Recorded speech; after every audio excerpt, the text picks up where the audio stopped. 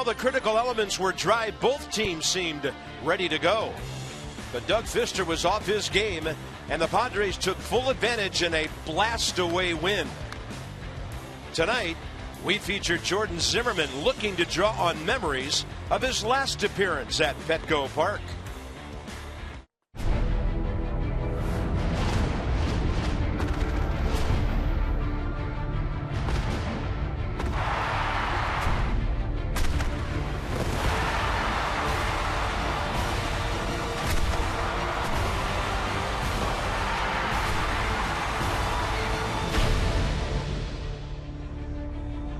And that was a complete game by Jordan Zimmermann here almost a year ago. Tony Gwynn Drive, Petco Park. We got some Nats fans on the road cheering on the Curly W's tonight. Game 2 of the 4-game weekend series. Bob and FP, welcome to San Diego. The rain's gone. The clouds are gone. It looks like San Diego here finally. And Jordan Zimmermann seems to be comfortable in this ballpark. And the Nats need him tonight because the starting pitching on this trip has not been that great. Yeah, they definitely need him, and he's definitely comfortable in this park. 2-in-1 career, 0.60 ERA, 34 strikeouts versus just 1 walk. And when we go back to June 8th of 2014, one of Jordan's best outings of his career, complete game shutout, gave up just 2 hits. You and I were thinking no-hitter in the first one for him that day. Gave up a couple of knocks, but 12 strikeouts, no walks. He threw 114 pitches, pounding the strike zone with 83 of those being strikes. He would throw a complete game against St. Louis not long after that. And then, of course, the no-hitter against the Marlins later in the season. So dominant against San Diego in a ballpark where he has fared very well over the years. An 0.60 ERA, 4 career starts at Petco Park. He has dominated the West, especially recently. So pitchers working with their battery mates. Derek Norris, developed by the Nats, stops in Oakland, now San Diego. Wilson Ramos, developed by the Nats. So a couple of really good, still young catchers in this series. Both offensive catchers. When you think about both of these guys, you think about the stick. And Wilson Ramos and his hitting streak right now and all the big knocks he's gotten, just developing behind the plate as well. But, you know, it's hard to get Jose Lobaton at bats right now. Matt Williams riding the hot hand of Wilson Ramos. He's done it all here early in the season. And Ramos, of course, working on that hitting streak. He's using the entire ballpark. We've seen more doubles lately. We still think the home runs will come, and he's on now a career-high 16-game hitting streak, the most by a catcher in our organization. And then there's Norris, who has punished the Nats as an Athletic and now as a Padre. He's telling the Nats, you should have got rid of me. When he was in Oakland, he did some damage with a 2-home run game. Last night against Doug Fister on a 1-0 count, he hit a tater. A triple his next time up. So when you think about the Padres this year, you think about Justin Upton, Matt Kemp. Don't forget about their catcher, Derek Norris. He's swinging as good as anybody in baseball. Yeah, the long ball and 11 RBIs. This is a ballpark that has undergone some dramatic changes, brought in the fences a little bit. When we first came here, there weren't any surrounding buildings. There were a bunch of cranes. Well, now there's a bunch of buildings. There's a big new scoreboard, and Petco is playing differently than ever before. More on the ballpark coming up.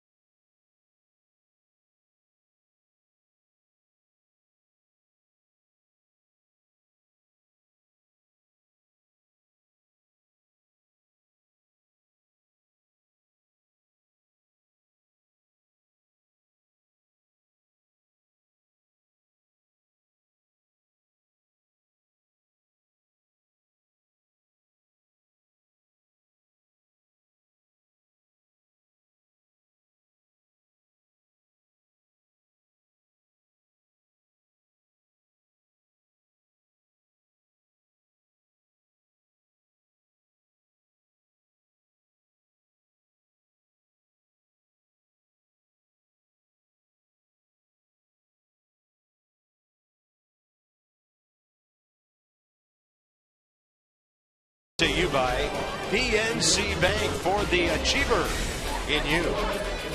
Petco Park in San Diego, built in 2004, and the motif of the ballpark is to resemble a garden among the urban setting here, and it certainly has been that. And from a baseball standpoint, FB, it's undergone a pretty big facelift here. It has. When you talk about moving the fences in, lowering the fences in left field, the big scoreboard in left, and then the buildings, like you mentioned before, surrounding Petco Park, all of a sudden you have an enclosed area. And I was told that building right there that you're looking at is blocking the wind that used to come right down from center field and knock fly balls down. So home runs are up because of all the buildings around, the bigger scoreboard, and the ball's flying here in Petco Park all of a sudden. Used to be a graveyard, now it's a runway. And the fans have responded. They're averaging almost 32,000 a game. Top 5 in the league, but they have seen Jordan Zimmerman throw some great games here. And Odrisamer Despaigne is the man for the Padres tonight. Can Zimmerman be better on the road than he is this year? So far, we hope so. That ERA is 7.04.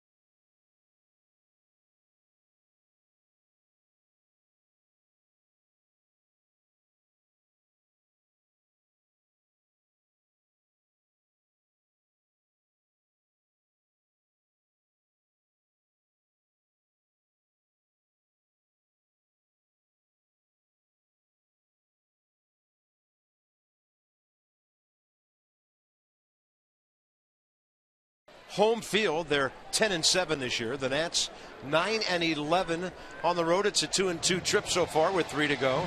Denard Span, now he's ready for Bryce Harper. All right. Max Scherzer in the background. He's the one starter who's really done a great job on this road trip, and we'll see him tomorrow. Jason Worth starting to pull the ball a little more. He's had 100 at bats. Still chilly here, 61 degrees, and there is a breeze coming in from center field. Humidity is up by San Diego standards because of all the moisture we've had in the air here for the last day and a half. I mean, it started raining at 2 o'clock yesterday and stopped at about 2 o'clock today with a few breaks in between. Game notes for you.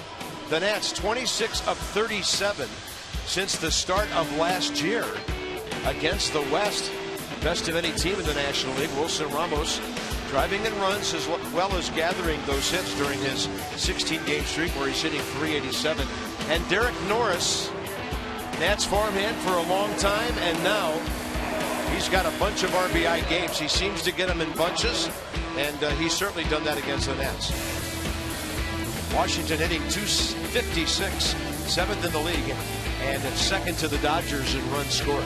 Denard Span, 4 consecutive multi-hit games. 8 for 17. He has 27 hits in 20 games, and he's been on base in 18 of those contests. The Nats, for the first time, will face Odrisamer Despaigne, a young Cuban defector who pitched last year for San Diego, made 16 starts. He's been good in this ballpark. He's a guy with different arm angles. His fastball ranges from 88 to 94 miles an hour. He adds and subtracts. He'll cut it. He throws it straight. He'll sink the fastball. He got a curveball 70 to 79, a changeup, and get this, he throws an eephus pitch right around 63, 64 miles an hour. And you said he likes Petco Park, Carp. 12 career games here. He's 4-1 with a .211. Opponents are hitting just 174 off the Despaigne at Petco Park. So the defense behind the Padres right-hander. Upton, Almonte, Kemp the outfield. Barmes, Middlebrooks left side. Spangenberg, Solarte right side. And Derek Norris behind the plate. Corey Spangenberg, a couple of home runs against the Nats in the leadoff spot last night. He got Doug Fister in the second, and he got Blake Trinan in the fourth. His first 2 home runs of the year. Denard Span walking to the plate.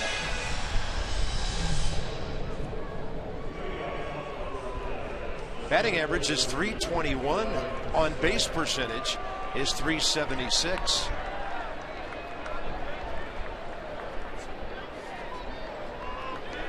Rookie umpire behind the plate tonight, Pat Holberg. Jerry Davis, the crew chief at first. Phil Cuzzy at second, and Tony Randazzo third base. On the grass at third, Will Middlebrooks, even with the bag at first. Jan Hervis Solarte. First pitch is in there, strike one. And we're underway at 10:11 Nats time back home. Outfield to the left, big gap in right center.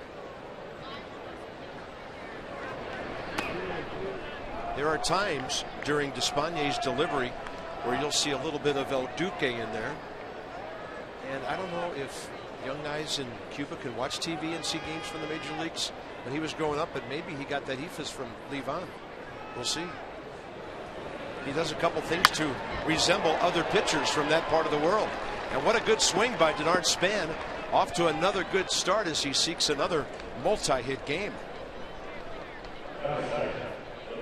Well, there goes the no-hitter.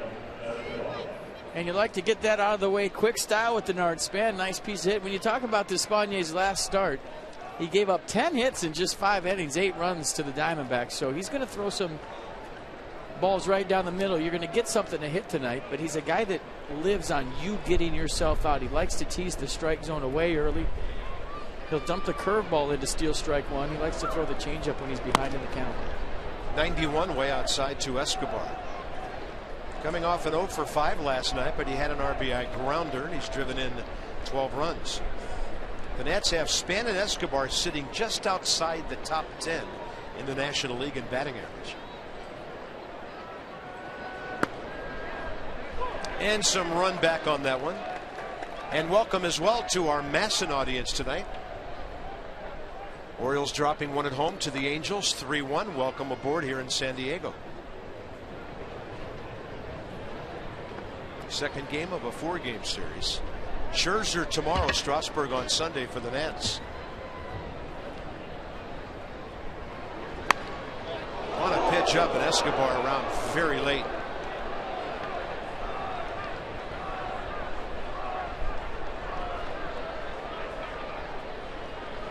Pretty good haircut working right now. And he just gave a fan a haircut with that foul ball. Yeah, that was a screamer. That 400 batting average last 11 games. 40 hits now. 7th most in the National League. And a breaking ball was hanging a bit. He fouls it off to the right side.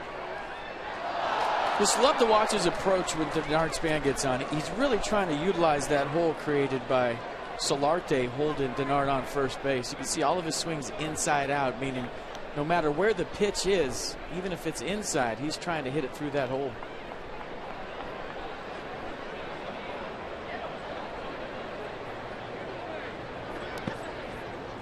Blocked by Derek Norris, the breaking ball. 2-2.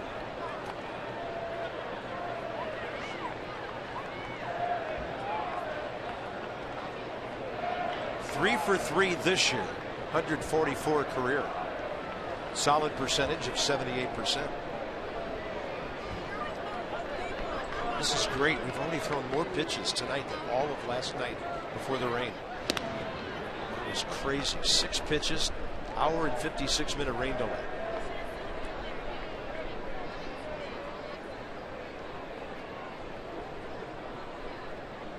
So Escobar leading the way. Span, by the way, not as many games as those guys, but he just got his 28th hit, and he'll be on that list soon the way he's going. Very deliberate by Despaigne to start things off. His career record 6-8, his 20th career start. Obsessed with Denard Span, who's been back with plenty to spare here every time. Well, he's pretty quick to the plate between a 1-2 and a 1-4. And what does that mean? Well, 1-2, 1-3, probably too quick. But if he picks that leg up and he's 1.4 seconds to the plate, Span can get a jump and go. The Mets lost again today. Brewers hammered them. Bartolo Colon beat. So the Nats again a game behind New York with a chance to gain another half game with a W here tonight. It's 5 in a row for the Mets this week. Coming back down to earth a little bit. That they are. Look out again. Span started, then stopped as the ball was fouled off. And the Doug Fister news, right forearm tightness. A.J. Cole has been called up, and he joined the Nats during batting practice this evening. Yeah, and who slips into Doug Fister's spot depends on the results of his MRI and his form. If it's going to be a long-term deal, it'll probably be Tanner Roark. If it's a shorter-term deal, in just the 15 days, it'll probably be A.J. Cole. There's a patented Escobar at bat, even with 2 strikes. Able to guide the ball the other way, first and second, nobody out. Boy, that's not that easy, folks. I mean, he was trying the whole at-bat to hit that hole. And he finally got a pitch to do it with. You can't steer the baseball off your bat, but you can put your hands in the right position. And look at Yunel Escobar go. I mean, unbelievable bat control, an unbelievable at bat. Just hit it too hard for Span to go to third. That was impressive. That is 2-hole hitting at its best right there. All right, let's see how the number 3 guy does. Jason Worth, a base hit in 5 trips. Actually 2 hits. He got 1 to left and 1 to center his last 2 times up last night. So salvaging a 2 for 5 out of that game. And his 20th hit and his 100th at bat got him off the interstate. It's been a good week for Jason swinging the bat.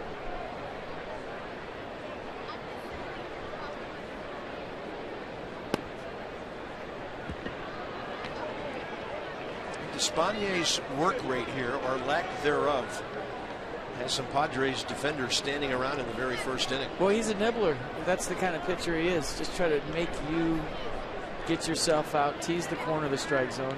Very rarely throws anything down the middle. He can't. Can't get the corner there. And there's a guy on deck that could be batting with the bases loaded. Jason Worth is feeling good. His timing is back. Of all the Nats hitters, he loves to swing 3-0. And we'll see what happens right here. 2 homers in the last 7 games. Lets that one come in at 92. We always talk about 3-0 green lights, Card. How'd you get to 3-0? Were they just missing? Yeah. Or was it just all over the place? And I think that a lot of times determines whether you're going to swing 3-0. If he's around the plate missing, go ahead. If he's nowhere near, take. 3-1. Out to center. It'll bounce in front of Almonte, who I think tried to deke some of the Nats base runners into thinking he might catch it. And the bases are loaded for Bryce Harper. Some impressive swings to start this game. Nobody has pulled the ball yet. Span the other way, Escobar the other way, Worth straight away. And it's been station to station baseball because the balls have been hit so hard. Denard Span had the hold on this. Yunel Escobar had the toughest job because if he doesn't get to second base, there's a force out there. He read it well. And now the stage is set here early for Bryce Harper. Well, they walked him 3 times last night. Bryce went 0 for 2, ending his hitting streak. But his on-base percentage skyrocketed up to .449.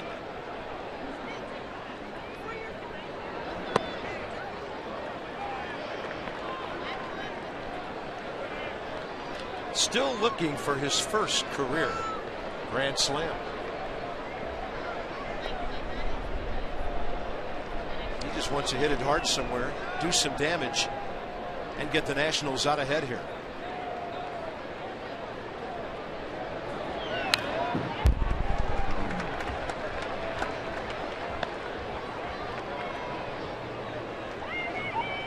He'd like some early runs before he toes the slab. In a ballpark where he hasn't needed that many runs over the years. But he hasn't pitched in the new Petco just yet.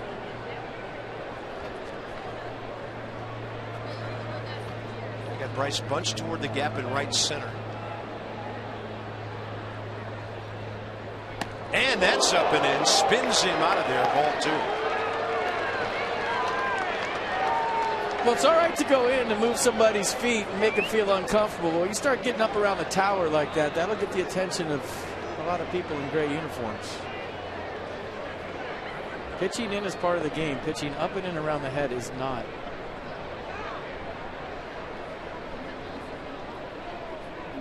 And then he floats a changeup outside. 3-1 with the bases loaded. And nobody out.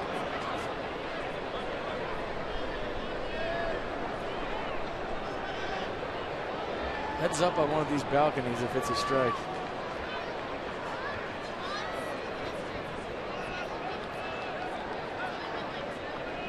Target in.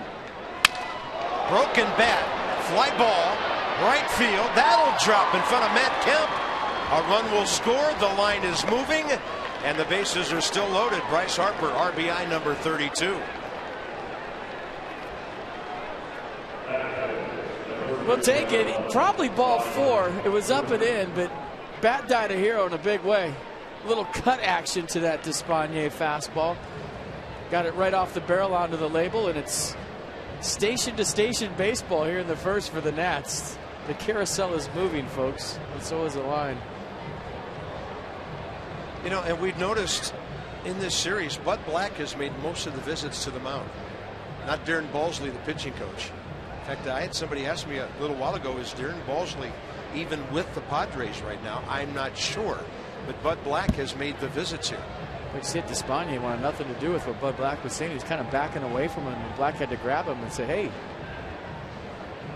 let's go, relax. Wow. Very excitable young pitcher here for the Padres, and his manager trying to calm him down.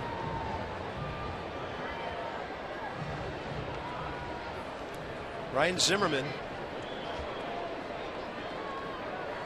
is still 5th in the National League with 25 runs batted in. He's on an 8-game hitting streak, 11 for 30, and Ryan's hit safely in 15 of his last 17. Did he hold on the breaking ball? He did, says Jerry Davis, ball 1. Inside the numbers with Jeep. And the Nats have a couple of serious hitting streaks going here. Catcher and first baseman. Give Pat Hoberg credit for asking Jerry Davis right there. He didn't even hesitate. He just pointed to first base. Did he go? That's how it should happen every time. Fastball runs back in there.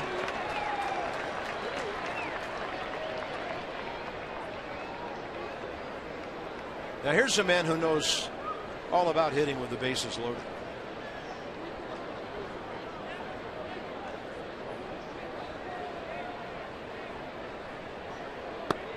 Just spits on the breaking ball, 2-1. There hasn't been really many tough takes for national hitters so far. The balls have been balls right out of Despaign's hands, meaning they've never looked like strikes to a hitter once.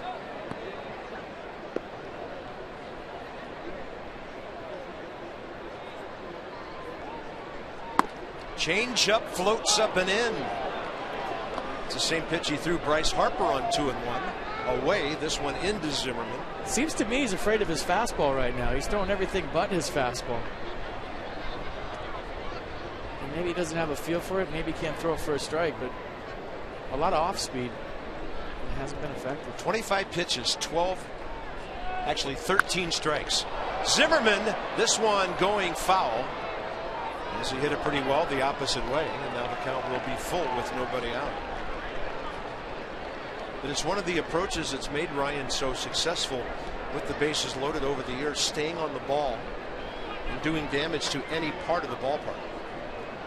And doing damage to the Padres, and he can hit. And Rich, who wants to see him hit.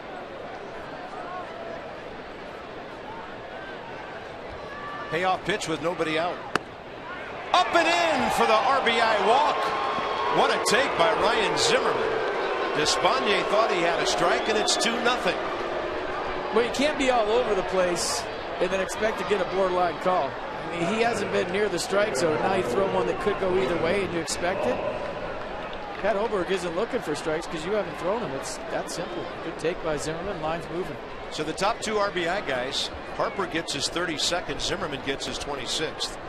And here's Wilson Ramos hitting .387 during his 16-game hitting streak. It's like if you're a hitter and you swing at one over your head and one in the dirt, and then you complain about a called third that's on the black. Well, right. You can't do that.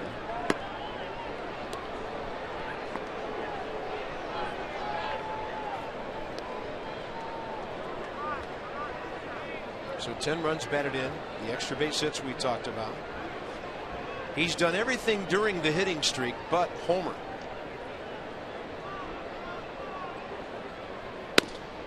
And Wilson late for 93. That was Despaign's best fastball so far.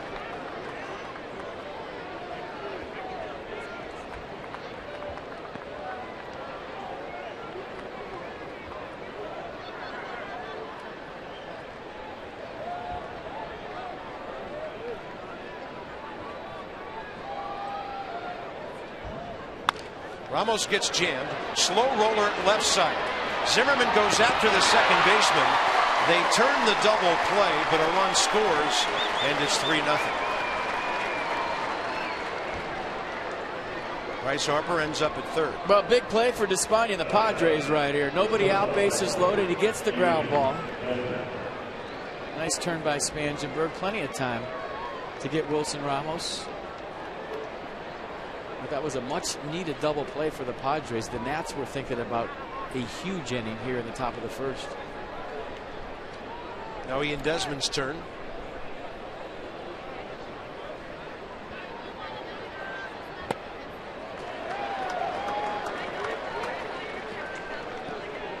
Ian had a really nice first at bat last night. Hard base hit to right, and then things got rough after that. Ground ball strikeout. Reached on a shortstop error on a ground ball.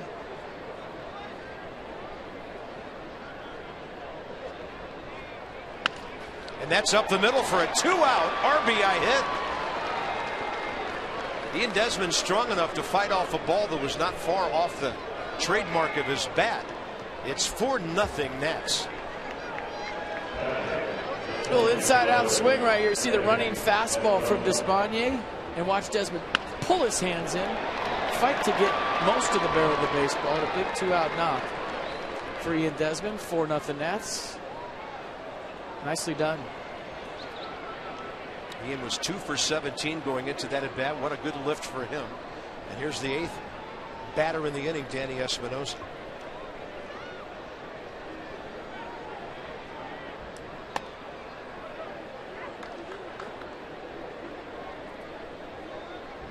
Series has been the story of the first inning so far, hasn't it? Sure has. Well, Jordan Zimmerman on deck. They had 3 in the first, 4 in the second last night. The Nats with 4 runs on 5 hits and a walk here.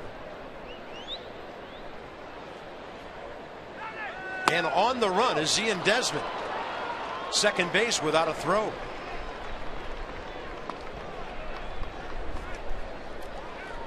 So for Desmond, his first of the year in 2 attempts. Great jump. Small lead, big jump. And I like when base stealers kind of shorten up their lead and they start thinking about going to second more than getting back to first. And now that's going to take the bat out of the hands of Danny Espinosa as the Padres are going to put him on.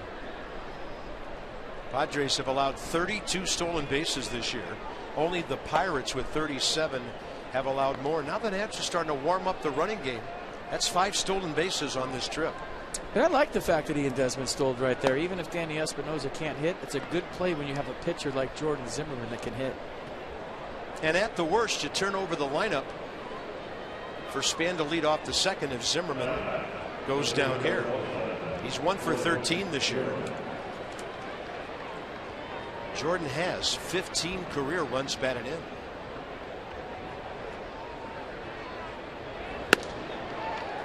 .92 looked like some cutting action on that one. Going away from the right-handed batter.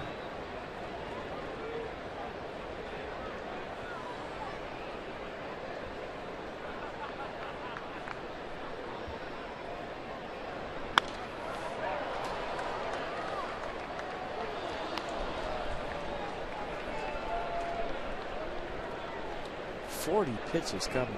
Ooh.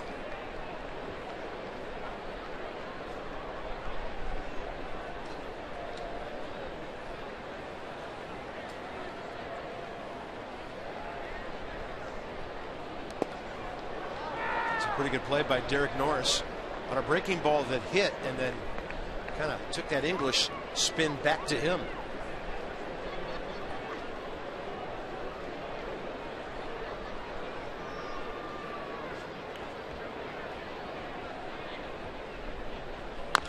A chopper, third base. Here comes Middlebrooks.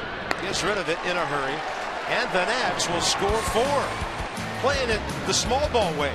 Span opposite field. Escobar opposite field. Worth up the middle. Harper a busted bat. Desmond up the middle. Some pretty good hitting first inning. Offense is cool.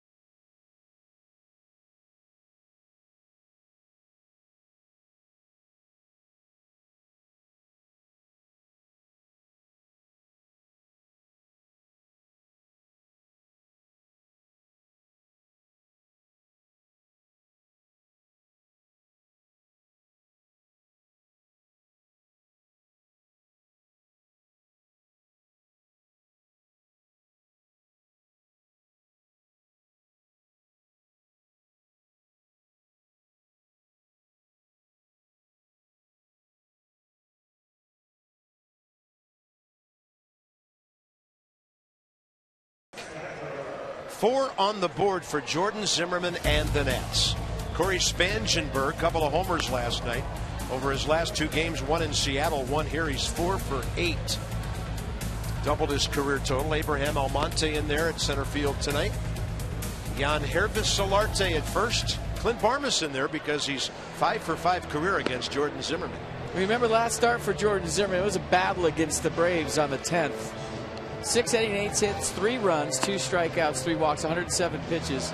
What you probably didn't know that he was really fighting some dizzy spells in the dugout between innings, and it looked like he wasn't feeling well. Remember how he was working real fast the first couple innings? In the 3rd inning, he really slowed it down, was rubbing up the baseball after every pitch. He told me that he was feeling real dizzy and almost lost it between innings, so hopefully feels better today. And those guys, I like the glasses on the left, by the way. I hope that he does well, too. Would he see you on TV and decide to get some of those? Only 4 Padres in the lineup tonight have faced Jordan before. Spangenberg's first look at him. Hitting .293. I talked to some Padres people today because I said, hey, this Spangenberg guy, his second home run yesterday, it was a bent arm swing on an inside fastball, and he went the other way. That just doesn't happen in this ballpark. And they all agreed. Yeah. Bud Black's seen many fly balls die here. And it just wasn't the case last night. Zimmermann on 1 and 2, and he goes right after Spangenberg with the high heat to strike him out. So if you missed it in the open, Jordan Zimmermann 2-1 with an 0.60 ERA career here at Petco. 34 strikeouts, 1 walk, and this one starts with a strikeout. So make it 35 strikeouts and 1 walk here in San Diego. Not a bad ratio. It's pretty good. And he only gives up about a hit every other inning when he pitches here. It's just crazy how good he's been in San Diego. Here's Abraham Almonte. 26 years of age from Venezuela. They got him in a trade with the Angels. May of 2012, Ernesto Frieri went over to Anaheim from here, or rather up to Anaheim from here. Let's set the defense up from Anaheim from here. Worth, Span, Harper the outfield. Desmond, Escobar left side. Espinosa, Zimmerman right side. And Wilson Ramos again behind the plate. See, Baja California's down. Oh. Anaheim's up. Thank you. I'm not from here. You're in Northern California. What do you know about this place? I know I like it a lot. You know you like San Diego. Love it here.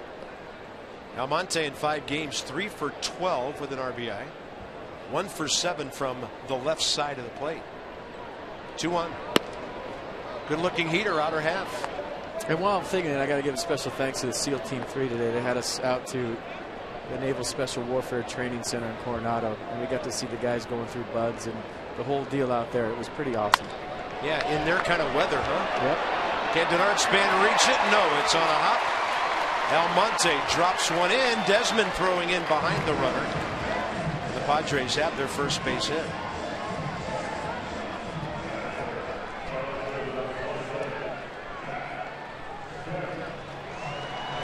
There are 3 dangerous matchups in the lineup for Jordan Zimmerman tonight. Matt Kemp's the first one. 2 homers, 7 RBIs, 6 for 14.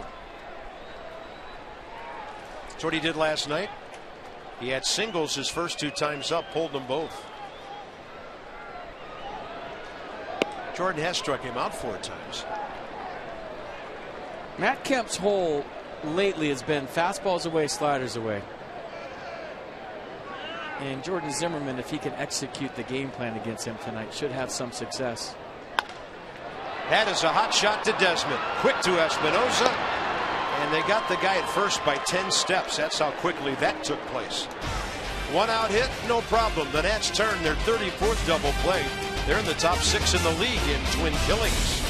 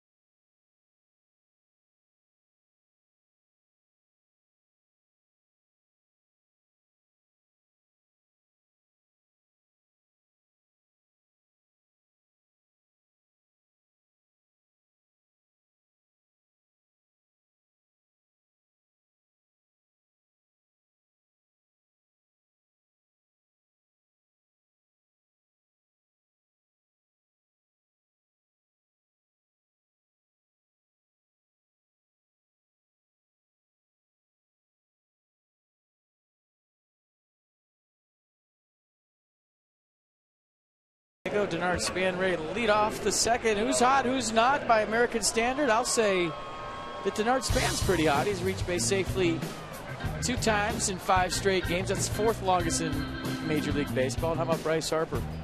2 times in 8 straight games, longest in Major League Baseball. Celebrate the season with American Standard All-Star Sales Event. Visit MidlandComfort.com for amazing rebate and financing opportunities.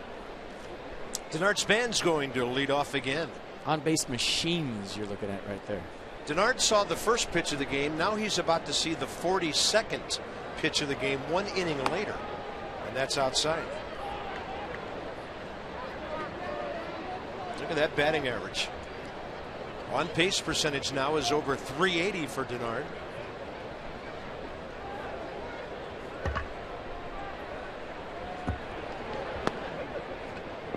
Off speed, very slow on the curve. And the count's 2-0.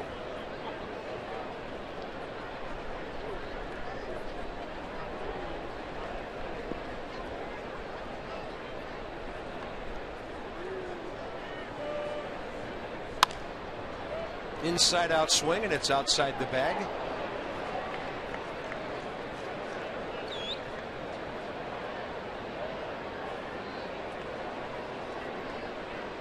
Well, the Nats sure quieted down a Friday night crowd here that was ready for some raucous action. What a good trip. 9 for 18.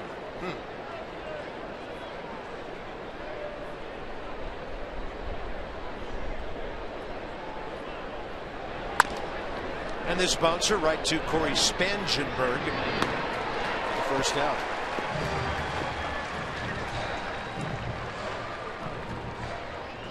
The key at bat in that first inning was from Yunel Escobar, the guy getting the box right now. And all those foul balls he hit over the Padres dugout, then finally got something a little closer to him and shot it through that hole.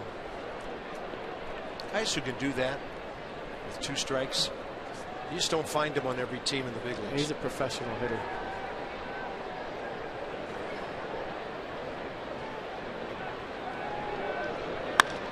He really hits this one hard to right. Kemp moving over toward the line, and as the ball kept tailing away, Matt had to really reach out to grab it. Escobar stinging one into the corner. He had a little slice action, and it was going away from Kemp. Nice running play, makes a little adjustment there at the end. Reaches out, nice play. See where he caught it? Right in the palm of the glove. Matt Kemp won 2 Gold Gloves with the Dodgers. And here's Jason Worth.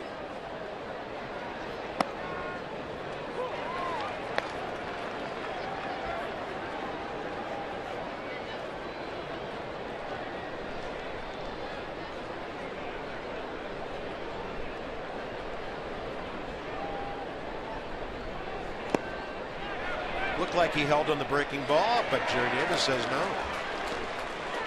So it's 0-2. But Pat Hoberg again asked. That's all.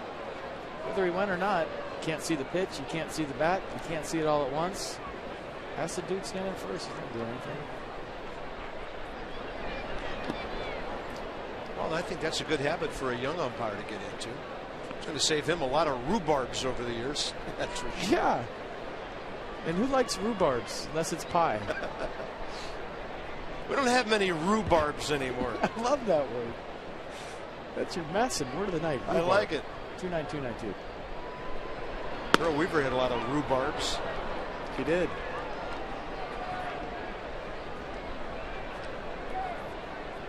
Billy Martin. He was a rhubarber. Bobby Cox. He was a rhubarber. All-time ejection record. Absolutely. A rhubarber. Yep. I like it. 2-2. There's Despaigne, as FP said, first inning nibbling. Larry Boa. Oh, rhubarber. I think Vinny up in LA calls them brouhahas. I like brouhahas. He wouldn't walk this guy to get to Harper, would he? That ball comes in on Jason Worth, hits him on the hand.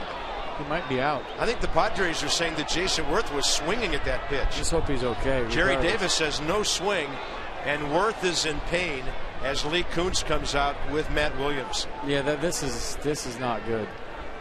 I mean, that was not a glancing blow. No, because his hands were moving toward the baseball.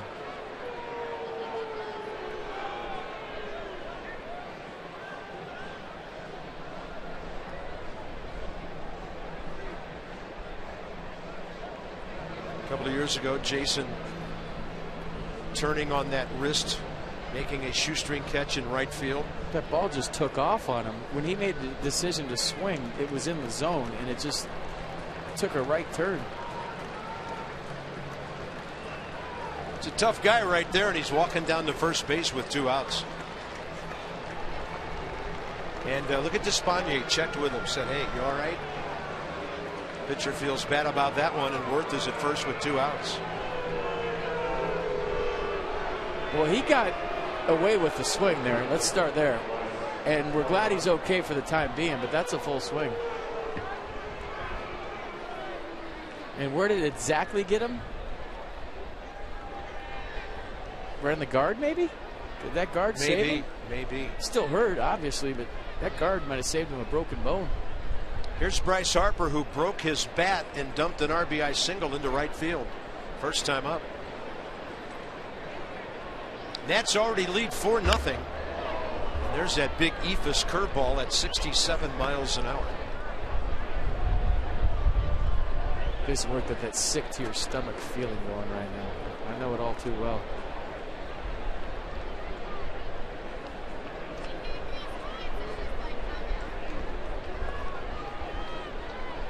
It's all Ego and Jeffrey Leonard, one flap down. Check him out.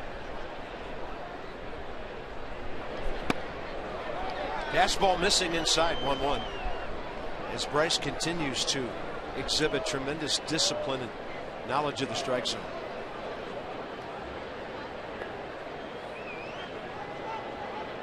He's scored 5, driven in 4 on this trip. It's the hard breaking ball, down and in, 2-1.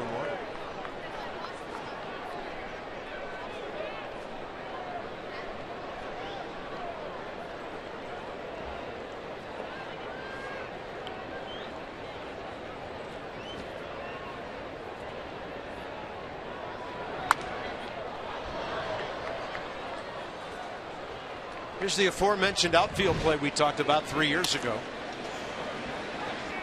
against the Phillies. I think that's why he's wearing the guard he has on his wrist tonight.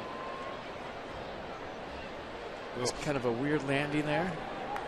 And that wrist may have saved him big time. That guard he has on may have saved him big time here tonight. That was scary. Whenever your hands are moving toward a pitch coming 90 miles an hour and it hits you, it's usually not a good outcome. Thanks, Douglas. 2-2 count to Bryce Harper. On a pitch inside, Bryce able to foul it away.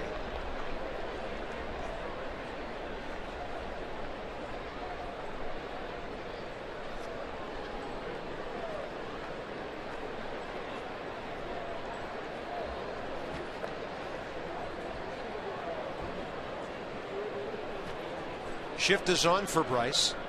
3 infielders right side. 2-2 again. And Bryce just spits on an off-speed pitch in the dirt. He walked 3 times last night. 33 now. 5 more than anybody else in the National League and 4 more than anybody in the American League. If they want to speed up the game, they should just put a 3-2 count on the board when Bryce Harper gets in the box. It would make it faster for everybody because he's 3-2 every single at bat. I like your point, but I want Bryce seeing a lot of pitches. Your point is well taken, though. Unbelievably long counts. So, walking twice as frequently as he ever did before.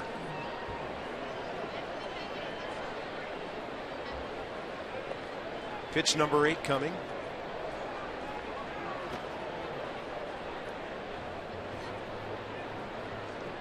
Worth on the move. Harper to the right side. Worth tried to do a little skip to throw Clint Barmas off, but the ground ball retires Bryce Harper. Nats have stranded 3. And finally, over San Diego, we have a sunset. What a great sight that is after the crazy weather here.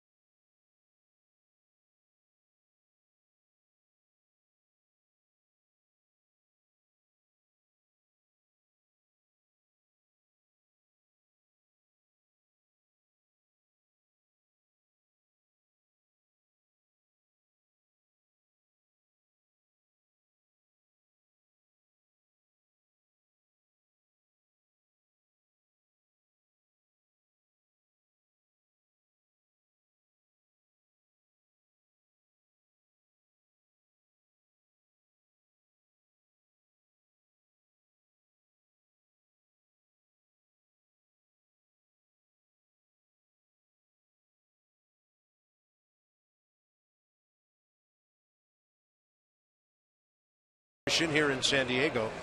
The not so good news, Jason Worth talking to his skipper about that wrist, and shortly thereafter Tyler Moore would run to left field to replace Jason. Well, that wrist is still cranky on occasion. I can't imagine it feels real good after getting crushed by the baseball, so maybe be a little cautious. Hope he's okay, and Tyler Moore takes over in left field. Worth out, Moore in on the lineup card in the dugout. And a rollover ground ball off the bat of Justin Upton. Escobar throws him out. Jordan Zimmerman, 12 pitches, 4 outs. The Washington Nationals Fans Choice Flex Packs are on sale now. Choose from some of this season's best matchups. When you pick 4 games, guess what?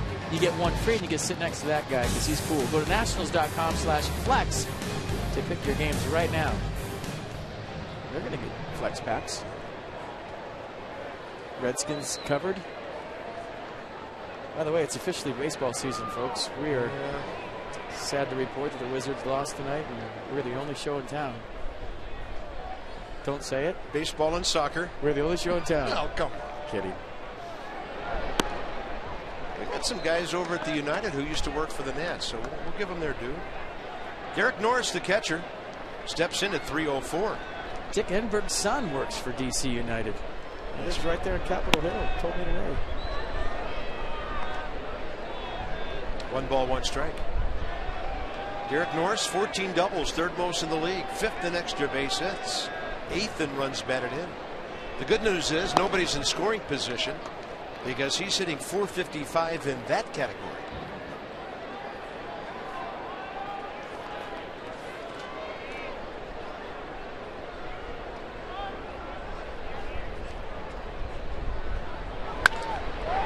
Boy, does he hit the nets.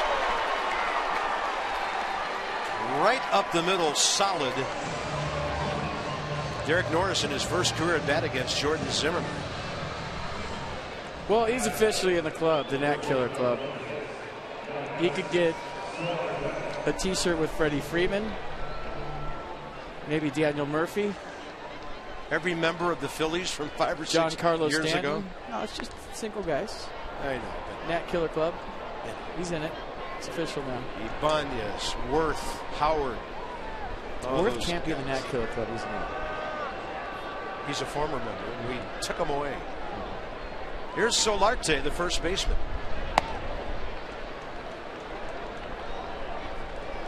This is a current club, Bob. You know me, I like to live in the past. Just, check out my wardrobe. Yangervis Solarte, 27 years of age, from Venezuela. He came over from the Yankees last year as part of the Chase Headley deal, July 22nd. This guy played rookie and A-ball for 5 years in the minor leagues for Minnesota, also Texas, and the Yankees. And Zimmerman delivers one in there. 2 balls, 1 strike. Fastball's got that extra gear late tonight.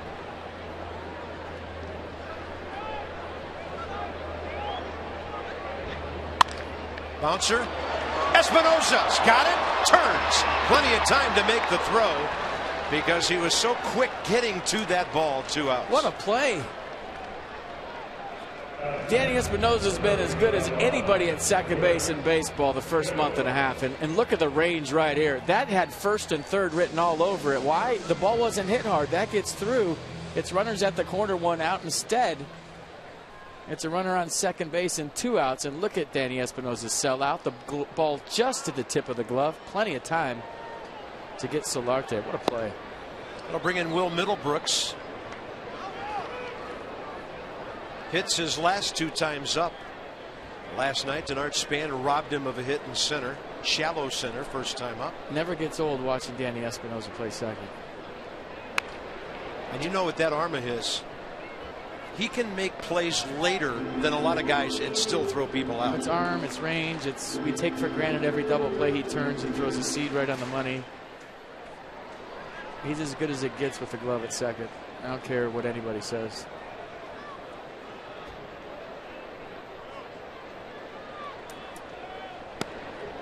.94 right in there. 1 ball, 2 strikes.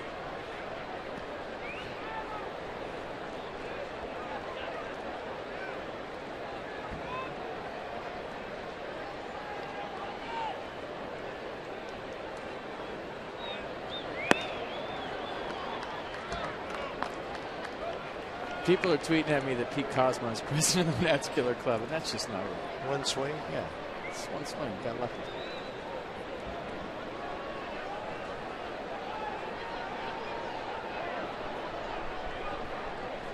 Although he did hit a homer earlier in that series. He got lucky on that one, too. In the dirt, was that a swing? No, says Jerry Davis.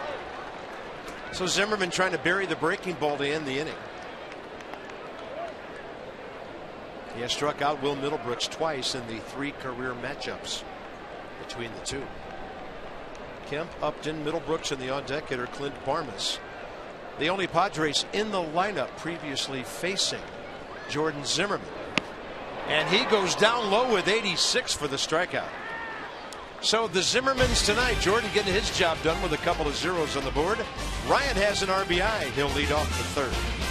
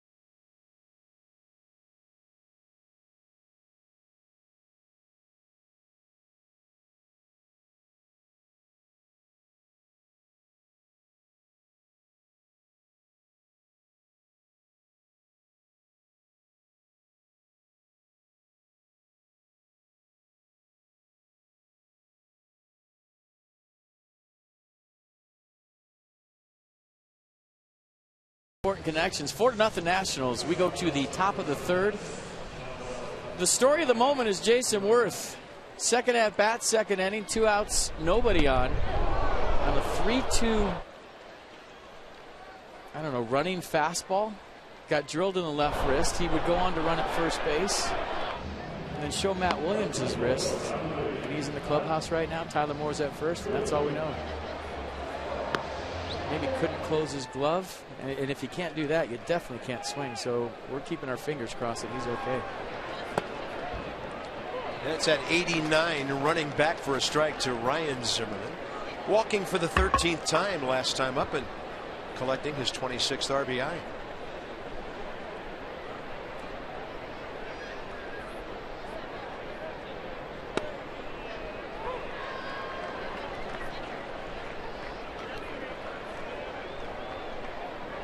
Hopefully something on Jason's situation during Nats extra postgame.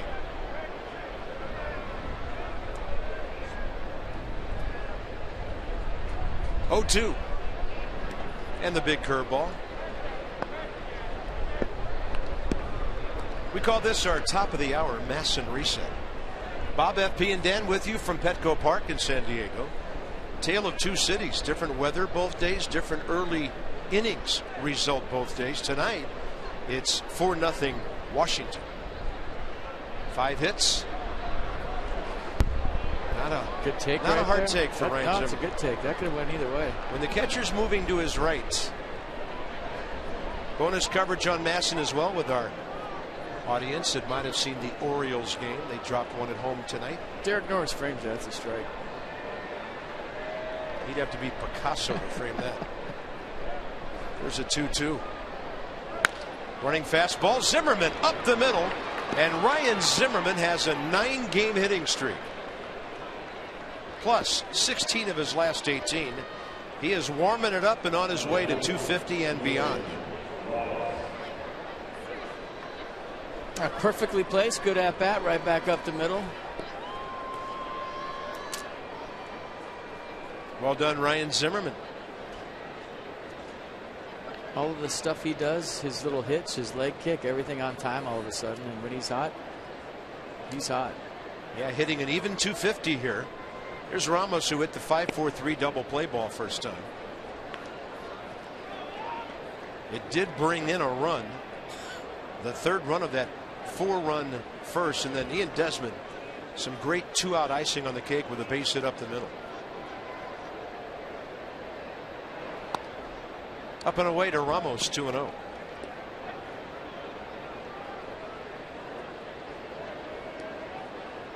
Career high for him. His previous was 14.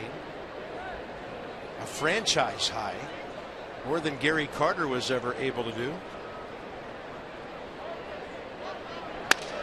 And Ramos busting his bat, and this ball's on the ground in front of Matt Kemp. Zimmerman diving in because he was kind of in no man's land with that ball in the air, and it's 2 on, nobody out. Ramos, 17 games. Excuse me, Carp. He jabbed back at the last second. He thought Matt Kemp was going to get to it, and then once it dropped, Ryan had to turn it on and dive in to second base. But there goes the hitting streak, like you said. Bat died a big-time hero. 17-game hitting streak and counting for the Buffalo. Now batting .391 during his streak.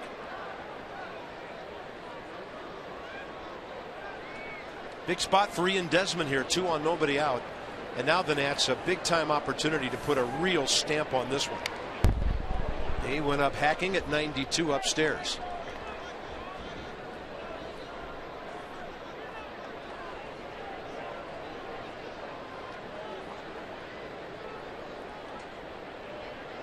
Desmond drove in his 8th run last time up.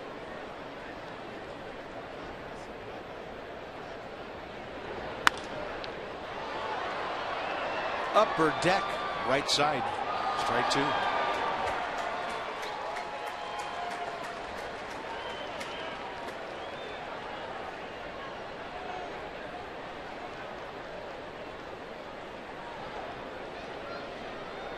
You would expect breaking ball down and away here. Let's see what the right-hander does. He hung a breaking ball into left field. Zimmerman got a late start. Bob Henley sends him anyway. And that's a horrible throw from Justin Upton. I don't think he had a chance at Zimmerman, but he missed the cutoff man. And the Nats lead 5-0. Ian Desmond, 2 RBI singles. The way he played that baseball, there was no sense of urgency whatsoever from Justin Upton. He just kind of cruises over to it. Ian Desmond does a nice job of staying on the off-speed, drill it into left field. But that ball's hit hard enough with the speed of Ryan Zimmerman, and you saw Zimmerman hesitate. But watch Upton. I'm just going to flip this into third. No one's at third. Everyone thinking like we're thinking. There's a play at the plate because Ryan Zimmerman hesitated. He had to see that ball go through the infield before he broke. The Nats put 4 hits together in the first, 3 here in the third. And by the way, when the Nats sent 9 men to the plate in the first inning on the road, it's the first time they did it since April of 2008. I'll tell you, if Justin Upton charges that ball with a sense of urgency and comes up throwing, there would have been a play at the plate. I agree. He cashed that in before the play even developed.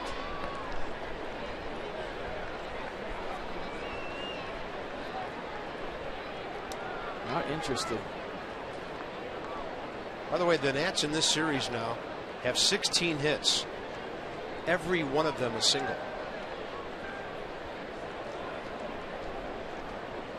That's all right when you're putting them together like they are tonight.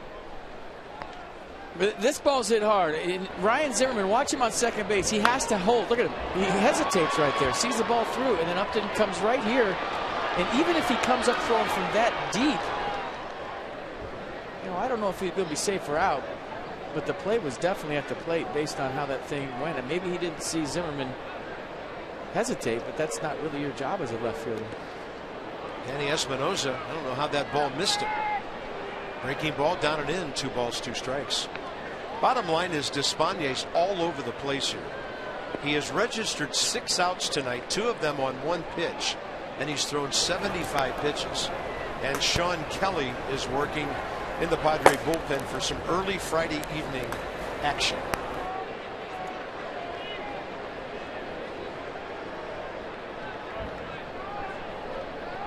Two-two to Espinosa with Zimmerman on deck. Jordan, that is, after Ryan started this inning with a base hit.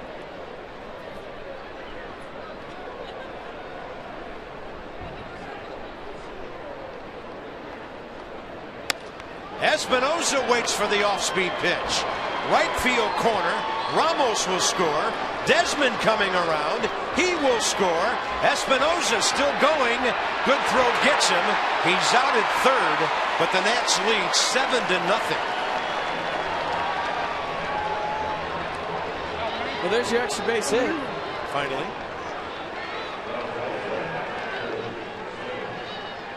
Look at Espinosa choked up on the bat. Gets a curveball, stays through it. So intentionally walked his first time up, a double and a couple of RBIs his second time up. And I think if Matt Kemp hit the cutoff man, the throw would have went to the plate because he overshot the cutoff man. Solarte went to third and got Espinosa. He thought the throw was going home. Nice swing by Danny Espinosa, having a nice night here on offense and defense. 9-3-5 on that play. Yeah, the first baseman ended up making the final throw. It's only the first out. Here's Zimmerman now, and Jordan takes one in there. And the count's 1-1. He bounced out to third first time up. So the Nats, 2 of the first 3 innings, put 4 consecutive hits together. He wants to go hit again. Like, he didn't take his helmet off. Zimmerman checks one to left. This ball is at the base of the wall. He's got to hustle to get into second, and it's 2 consecutive extra base hits. Jordan Zimmerman just missing his second career home run, and they were booing the pitcher before Jordan ever got to second base. San Diego fans are unhappy about what they're seeing here. Well, they lowered the wall to 7 feet right by the foul pole. And an easy swing by Jordan Zimmerman, and you're thinking, is that home run number 2 of his career? And he had to hustle into second base. Good throw by Upton, good hustle by Zimmerman. Single, single, single, double, double. 5 hits in a row. And Denard spans up for the 3rd time in the 3rd inning.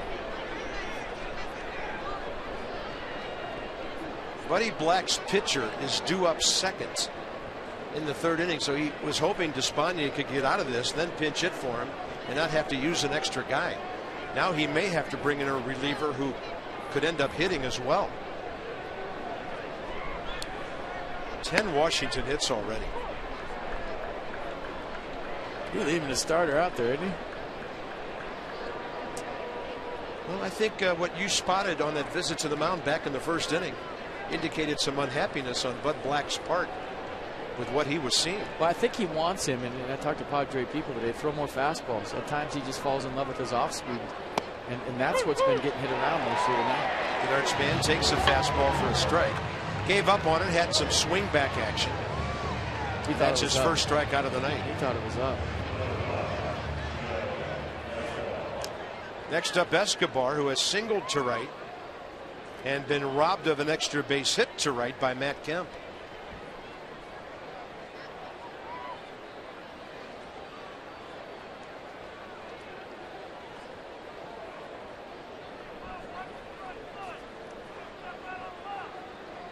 He's gone 7, 6 2/3 in 5 innings in his 3 starts this year. And right now, he's in the low 80s on his pitch count. Last time out, he went 5 innings on 100 pitches.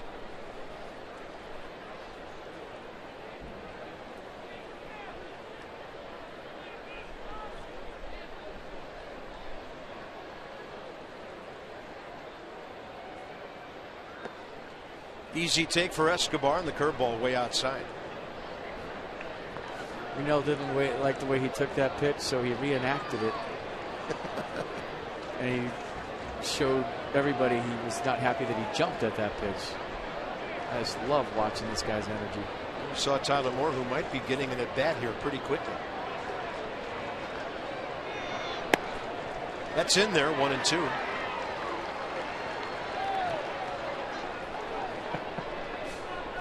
A little chat with Pat Oberg after that pitch. Just kind of walk back and.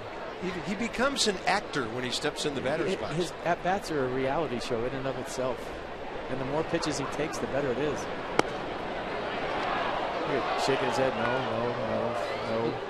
No. If Nissan is going to watch Yudel Escobar shake his head, no. This is the no-san pitch trick. No. Well done. No.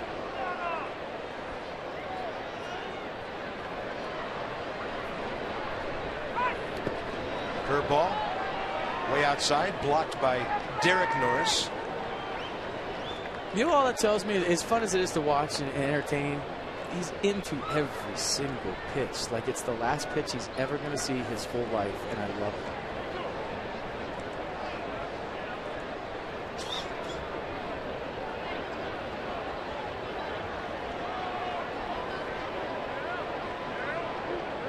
(3-2). Fastball hit out to short for Clint Barmas. Another good inning for the Nats. 3 more on the board here. Desmond, another RBI single. Danny Espinosa brings in 2.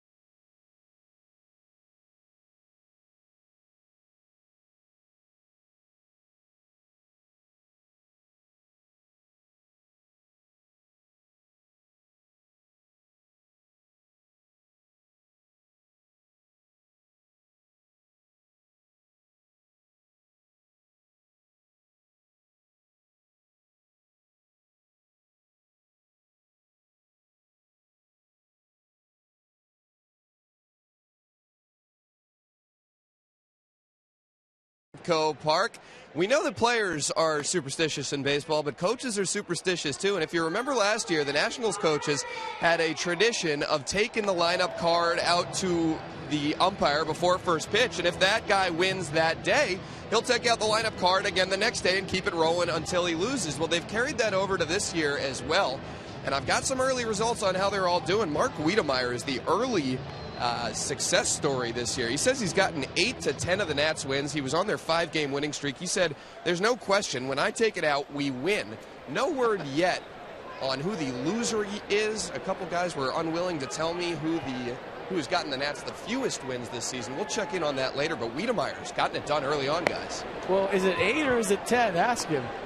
Yeah. He says he's got 8 to 10 wins. He's got to know if he's a leader. You know what? He might be boosting those numbers a little bit. Hard to tell. I'll keep checking in. I have 8 this is important. I have 8 to 17 wins taking out the lineup card.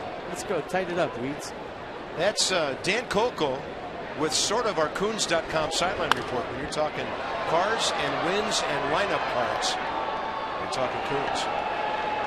They do that with the players sometimes. If you have a player that takes it out, which they can, and he wins, he takes it out the next day.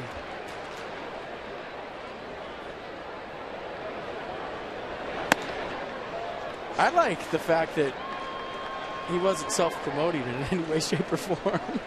And by the way, this pinch hitter for Despaigne will be James Shields. The Nats are missing him in this series because he pitched in Seattle on Wednesday night. So the former American leaguer, he has a couple of hits this year, 2 for 17. This guy loves to compete.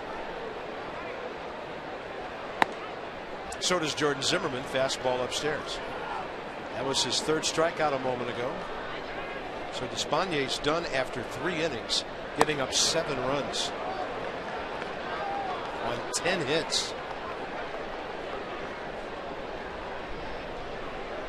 Everything you hear about James Shields, I wouldn't be surprised if he went to Bud Black and said, "Let me hit." Went down the cage, got loose. You don't want one of your best pitchers getting hurt in these kind of situations. So I think it's safe to say he probably volunteered for this duty.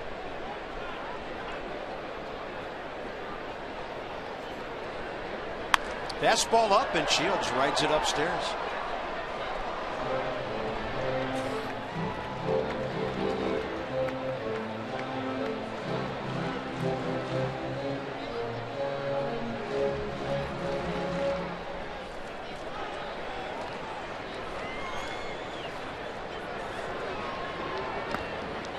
Earned himself a breaking ball for that swing.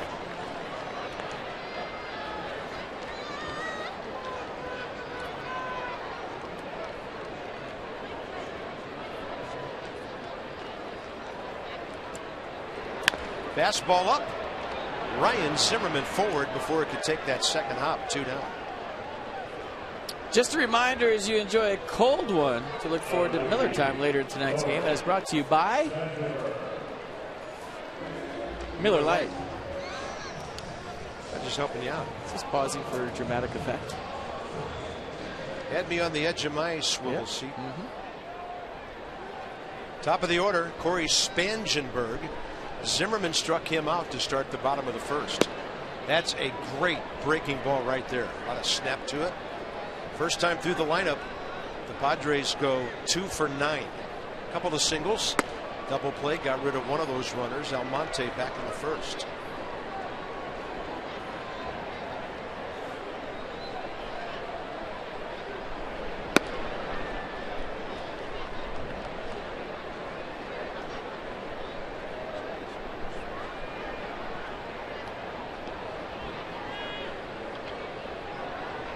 Two-one. This one will be out of play to the left side. But you see that swing, and you've seen that swing from a lot of Padres hitters tonight. Ahead in the count, sitting fastball and late. And that tells you everything you need to know about Jordan Zimmerman's heater tonight and how it's got that late giddy up, that hop at the end. That wasn't there the first 2 or 3 starts, but this is vintage Jordan Zimmerman here tonight. Really finishing through the target, not spinning off and getting that run on the fastball like he was talking about a few starts ago. Really driving down toward the catcher. And has that boring late action on the fastball. A lot of rotation left when it gets to the plate. 2-2 pitch. Got him looking. Spangenberg leaning out there, and the pitch caught the edge. Jordan Zimmerman, 4th strikeout tonight. So 3 shutout innings. He's a good front runner right now.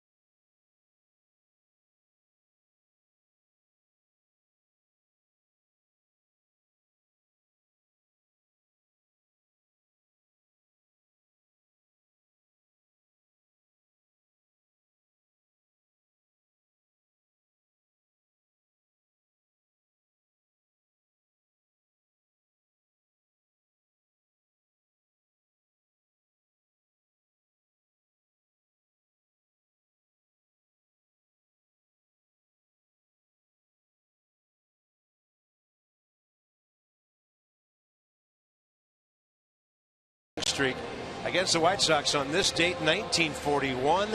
He would have at least one hit in every game until the middle of July.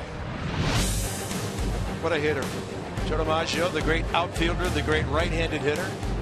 And back at that point, it was about 460 to left center at Yankee Stadium. He would have hit a lot more career home runs, but he sure knew how to collect some hits, and it finally ended. And I think he had one game without a hit, and then hits in something like 14 or 15 more after that. See the flip downs? This moment in history brought to you by University of Maryland, University College. Right-hander Sean Kelly takes over. He was with the Yankees. Wow, what a segue that was. For a total of 116 games over the last 2 years. Seattle for 4 years before that. 31-year-old right-hander. Only one Nat has ever faced him, and it's not Tyler Moore. It's Escobar. There's the breaking ball in there. Tyler had a pinch hit at bat last night and struck out. But 2 at bats ago, he really delivered off the bench for the Nationals Wednesday in Phoenix. Good breaking ball, 1-2. Pretty much 50-50 with the fastball slider. Fastball average is 92, slider 83. 2-pitch guy. Despaigne threw 88 pitches in 3 innings. Tyler able to just get to that. How about this one Wednesday afternoon? Tyler Moore off the bench. Look out, foul pole or fair pole. They tied the ball game. Put his hands inside it, didn't hook. Stayed true, hit the pole. Only thing went wrong right there is Ian Desmond couldn't get his helmet off. Will Middlebrooks takes care of Tyler Moore. And that's the second time in 4 innings the Nats have had their leadoff man retired. Harper and Zimmerman now the next 2.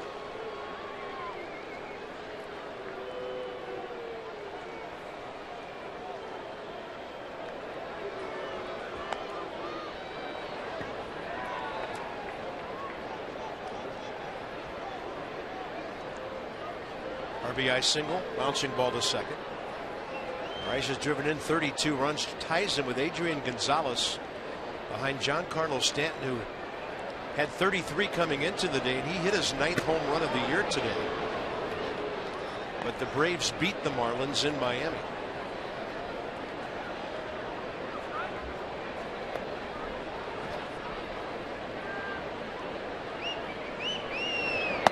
Fastball up.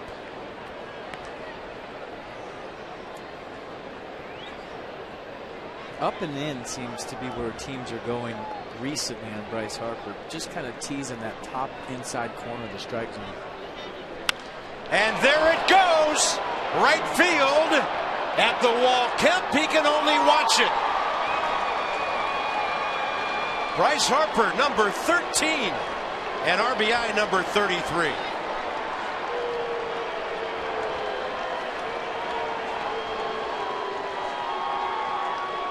Not a night, as you mentioned earlier, easy to hit a home run in this park. Let's look at the pitch sequence. First pitch off speed, little fader, 78. Then he stands him up with the fastball, and you're thinking, yeah, he's going to come in on me. Leaves the slider right out over the plate.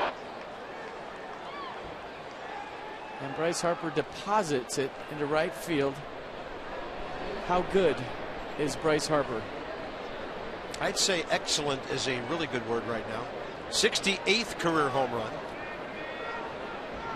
That puts him alone, number 1 atop the league. Last night, that ball's probably 50 or 60 feet further, the way the ball was flying here. And tonight, a little different hitting conditions. He hit it through the cool air. The Nats lead 8-0. Ball's in Tijuana also.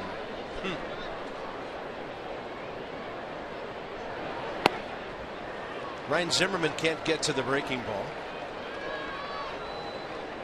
So the Nationals, with their first home run of the series, their 39th of the year, and Harper has exactly 1/3 of them.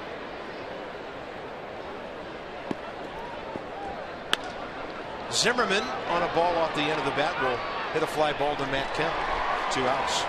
He's covering every pitch in every zone. And the reason he can get to these is because his head's, watch how still his head is. Even though it's an off-speed pitch, his head is barely moving. So he just saw a fastball up and in. And the tendency for hitters is I got to rush to get to the fastball up and in.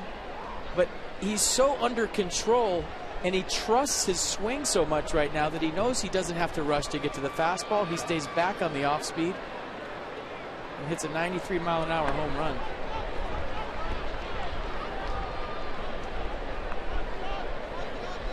They called it 380 feet, straightaway right field. If my body's in a position to take care of a mid-90s fastball in the inner half, and I know I don't have to rush to it, I can cover everything else. Tapper by Ramos, picked up by the pitcher, and a tag. And that'll end the top of the 4th inning. But the Nats have scored in 3 of the first 4 frames tonight. Bryce Harper, RBIs, 33, home runs, 13.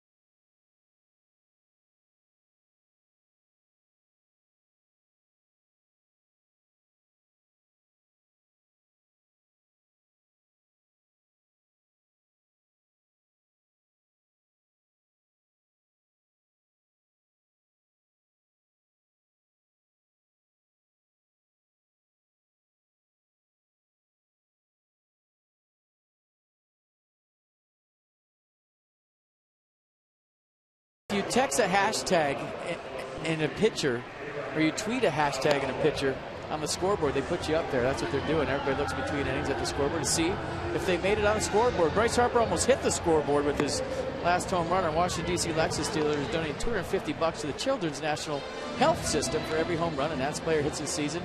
So keep them coming, Bryce. It's for a wonderful cause, Lexus, the pursuit of perfection. Just staying back nice, hands back. Lofts this one into right field. And they loved the home run. It's my guy, number 34, he says. Bottom 4, Jordan Zimmerman back to work. He's given up 2 harmless singles so far, averaging 14 pitches per inning. Abraham Almonte had the first base hit, a flare to left with 1 out in the first, and he then disappeared on a Matt Kemp 6-4-3 double play ball.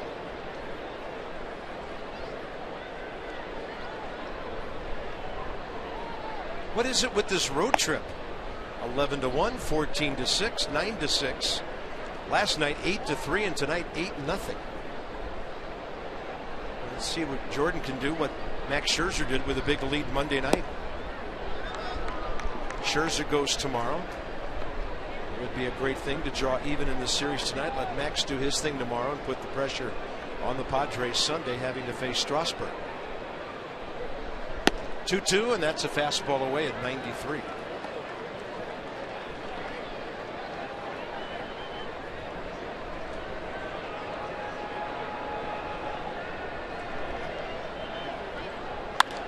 They just challenged him with a high fastball. It's popped up. Ian Desmond makes the call.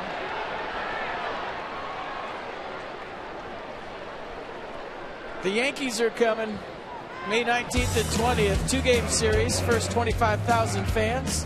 You're going to get a 10th anniversary tote bag that's presented by the MLB Network. That's Tuesday, May 19th. Yankees 7:05 start. Visit Nationals.com for more details. Thank you, Wilson Ramos. They'll be ready. The Nats will be ready. And that's a slider that Matt Kemp cannot get to. Hit the ball sharply first time right at Ian Desmond. And Ian Espinosa turned maybe the quickest on the ground double play of the year. The Yankees are 21-15. They're leading the East going into today by 1 game.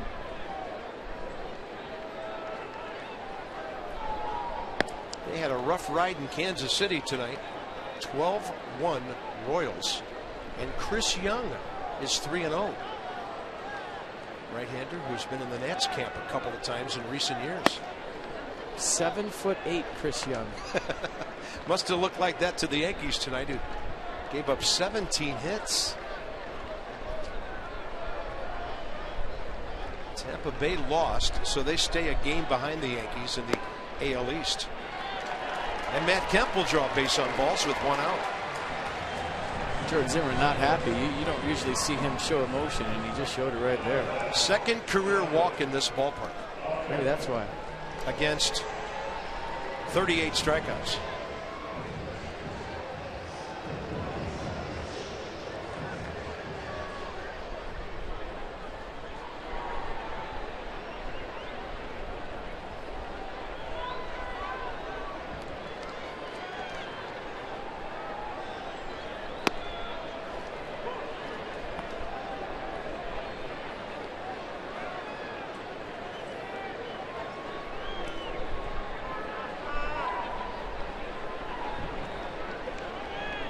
Justin Upton bouncing ball to Escobar first time.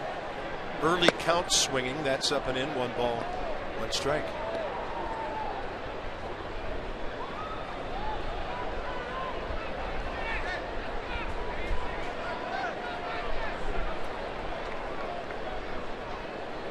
Upton hitting .365 at Petco Park. Jordan Zimmerman had him extending and unable to reach that 87 slider. He's had a good breaking ball to the right-handed batters tonight. Good curveball, good slider, good fastball.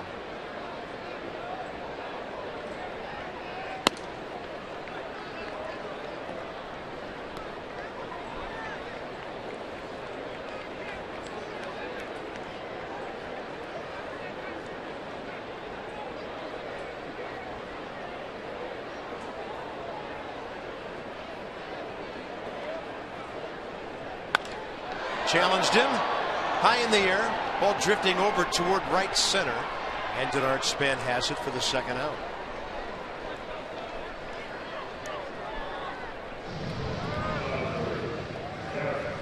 Nats fans, never miss a game update, behind the scenes moment, or exclusive contest. Follow at Masson Nationals on Twitter for all the latest Nats buzz. Again, that's at Masson Nationals on Twitter. Or at Fightin' Hydrant on Twitter, too, if you want to be seriously entertained.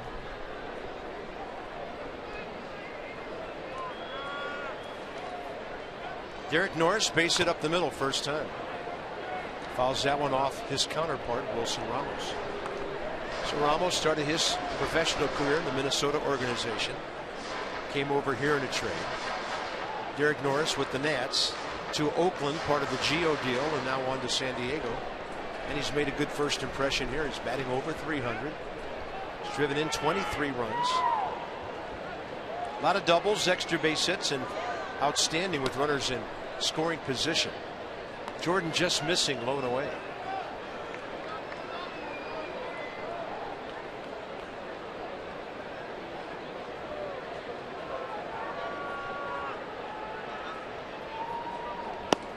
They cannot get to that slider, and they keep thinking they will.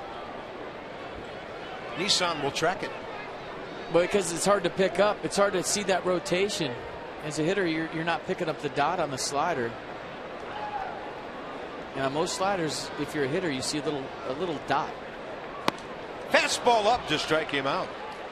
So Zimmerman, 2 hits and a walk through 4, working with a big lead and being very efficient with it.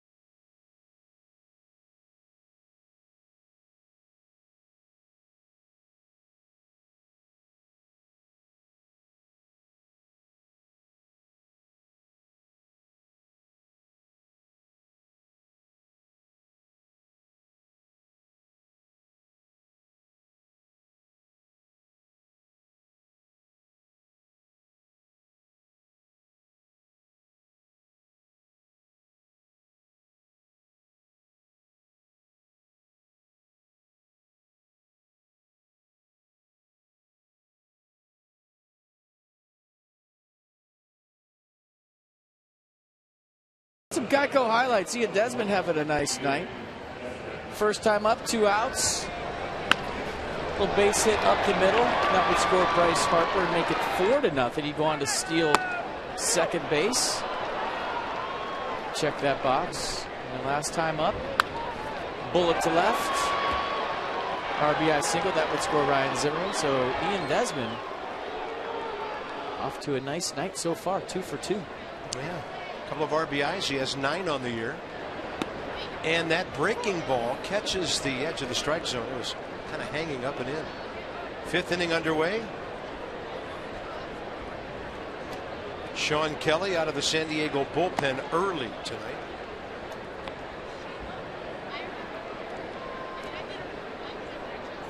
Desmond Espinosa and Jordan Zimmerman.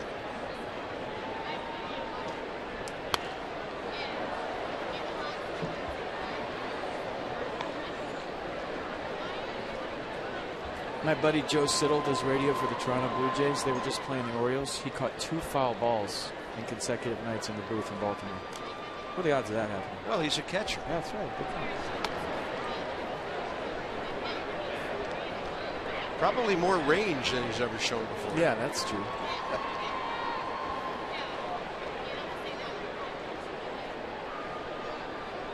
Two to Desmond. Fastball up.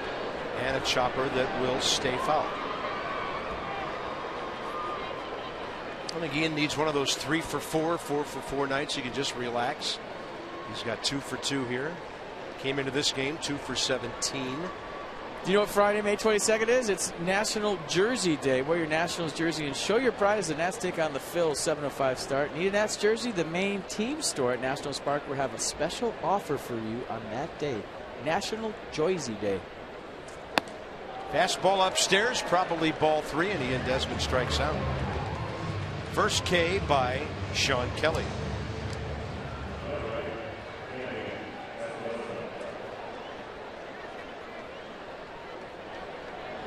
Danny Espinosa's had a good game so far. They walked him in the first to get to Zimmerman, and then he doubled home 2 runs to cap off that 3-run 3rd inning that really got the Nats way out ahead, and then Harper added the home run in the 4th. Let's get the great play at second too. Yeah.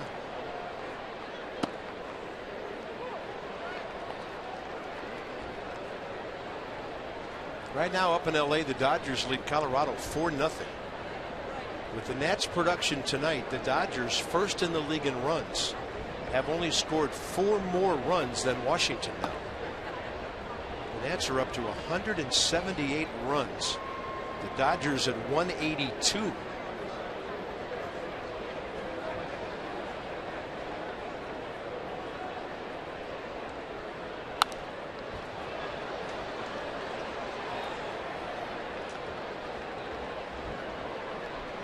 There's Danny Espinosa, last 17 games. And the bulk of that, which is impressive, hitting in the number 8 spot. Now Padres call off the shift a little bit here. They just took the shortstop and the second baseman and moved both of them to their right as it got to a count of 2 strikes. Bud Black, the one manager we've seen moving his shift during an at-bat based on the count. That's what they usually do at 2 strikes.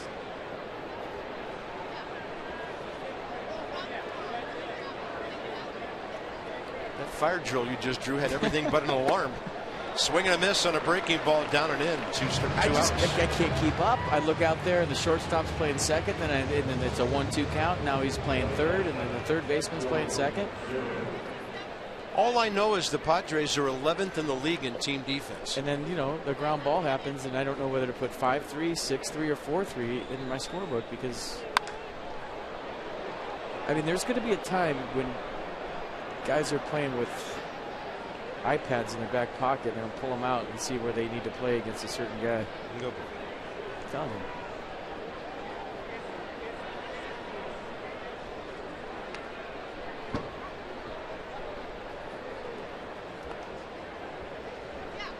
Jordan Zimmerman doubled off the bottom of the left field wall his last time up. Did you see the guy in the Korean League? They took a guy and they put him. They were going to he's intentionally behind walk the a guy, plate. and they put him behind the plate. And the umpire said, "No, you have to be between the lines. You have to be in fair territory." But they had a guy backing up the pitch out on an intentional walk behind the plate. How about that shift? And when you think about it, it's pretty smart if you got a runner on third. Just take your right fielder, stick him behind the catcher, just in case one gets away. Oh boy. 3-2 to Zimmerman.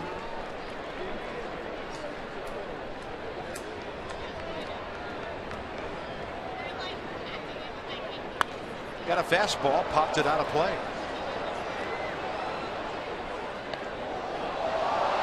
Ooh, power zone is non-existent. He doesn't have any color in his power zone. But it was a 96-mile-an-hour double off the fence. That's a one-hopper that'll back up Spangenberg. And San Diego pitching gets its first 1-2-3 inning of the night. Halfway through, the Nats by 8.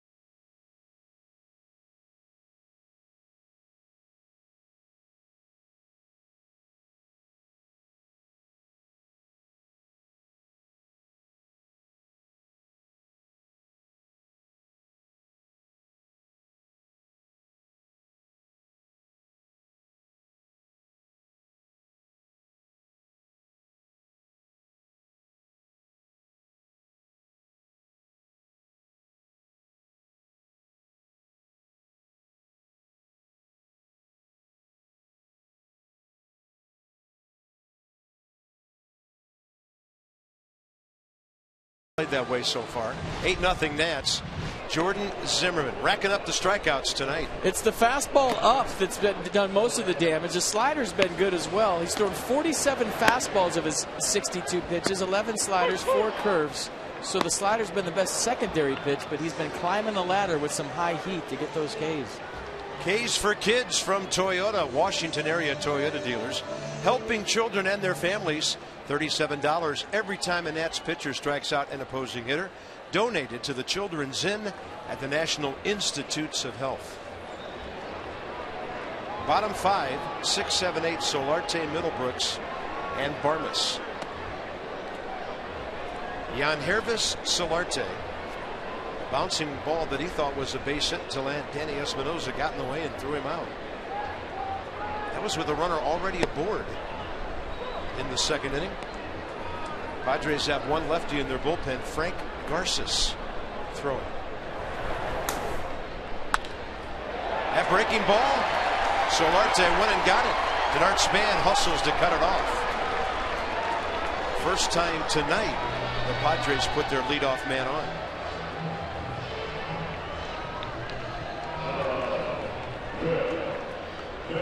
They'll bring in Will Middlebrooks, who Zimmerman struck out first time up.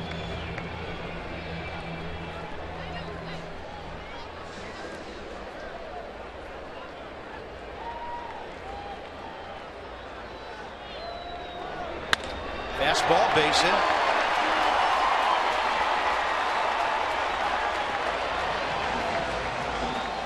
The reason they're warming up a new pitcher, the number 9 spot is approaching.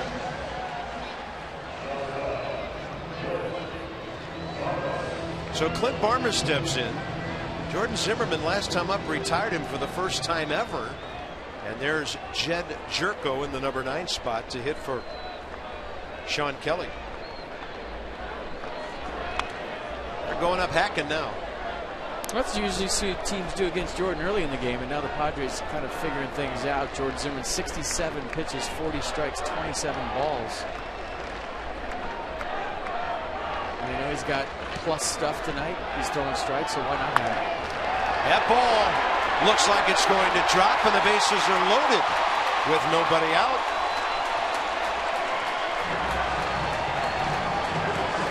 Clint Barmas, 6 for 7 career against Jordan Zimmerman with that base hit.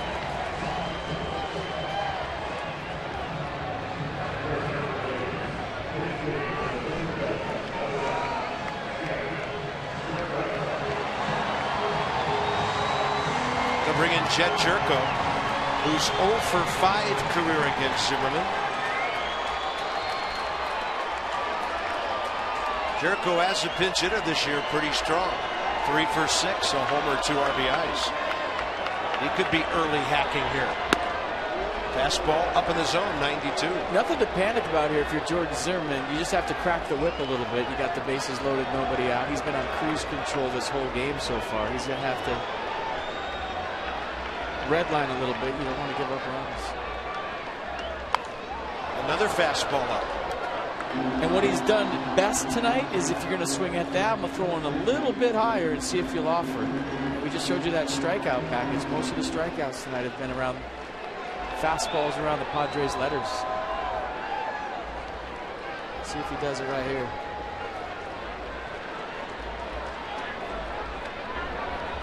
Great slider for the strikeout. Classic pitching by Jordan Zimmerman right there. That's K number 6. Couple base hits, a blooper, bases loaded, nobody out. All right, let me go to my A+ stuff. A couple of fastballs up to a slider down the way. And the slider's been the primer off-speed pitch tonight. Easy for me to say. Whatever, 3-pitch Tougher to hit. Tougher to hit than it is to say. 3-pitch seal. Now he's going to pop up. Spangenberg on the first pitch. Ian Desmond there. Runners have to freeze, 2 down. That was quick, and now it's Almonte coming up. Well, I talk about Max Scherzer's extra gear all the time. Jordan Zimmerman showing you his right now.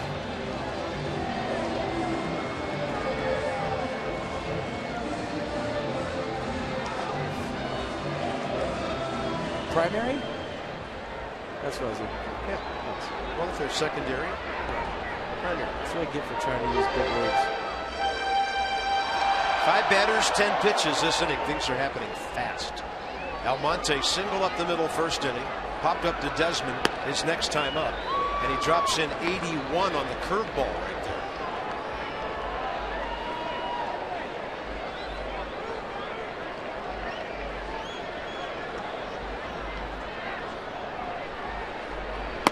Yeah, I figured he'd go heater after that. Missed up and away, 92.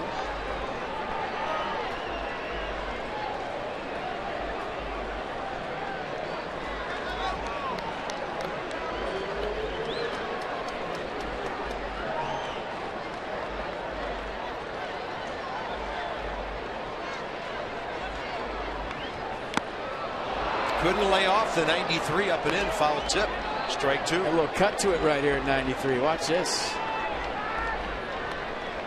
See how Ramos caught that? That ball was moving toward Almonte.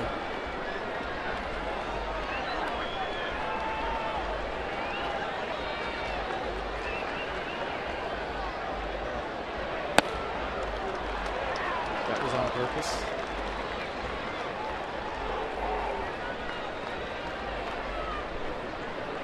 Three singles, a strikeout, a pop-up.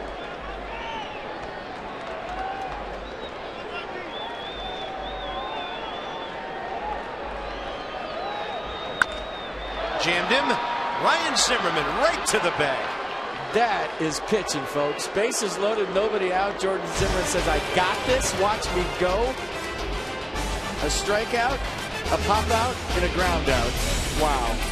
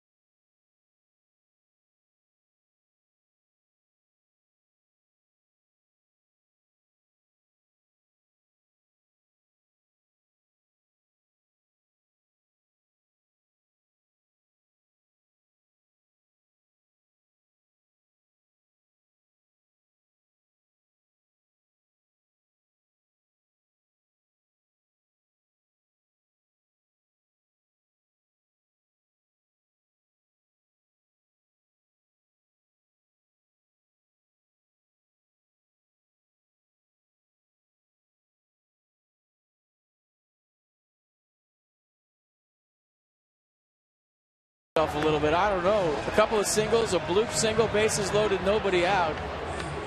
And Jordan Zimmerman goes to the slider for a strikeout, pops up Spangenberg to short.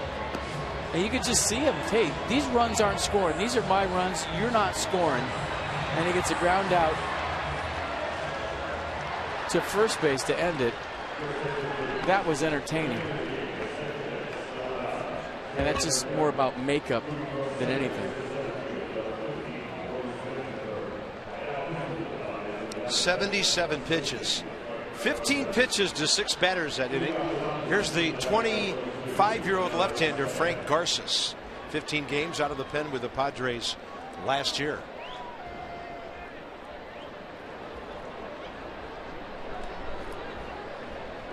.519 ERA in 9 big league appearances this season. Lefty for Denard Span.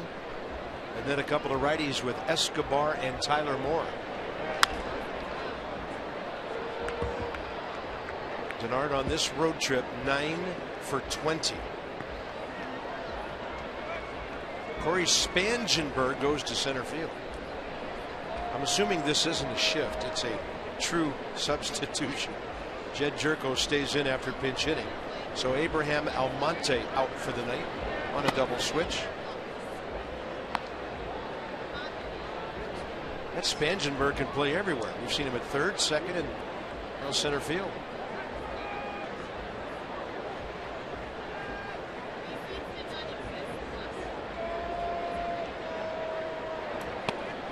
And that breaking ball rolls in there.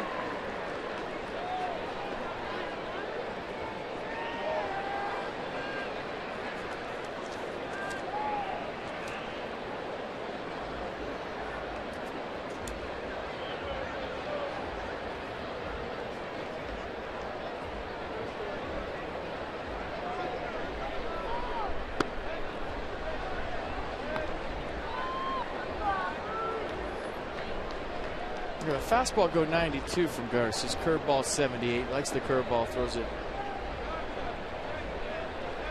32% of the time, and then change up 83.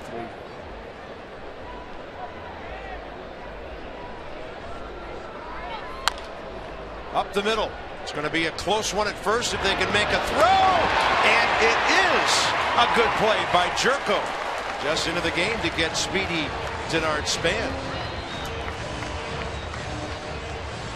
Well, you come into a big league game, guess what? Ball's going to find you, but this is a tough chance, and Denard Span has a hit in his back pocket if he doesn't stumble coming out of the box. Did you see him trip right when he hit this? And I didn't see it till that first replay, and I was wondering, how did Denard Span not beat that out? It was because of the stumble initially right in the batter's box. Cost him a hit. Next up, Yunel Escobar. He's had 2 good at-bats tonight. Opposite field single that really set up that first inning rally. Now he's 2 for 4. And Escobar has 42 hits this year, and he's playing in his 33rd game. Wherever you pitch it, you'll take it that way with a base hit.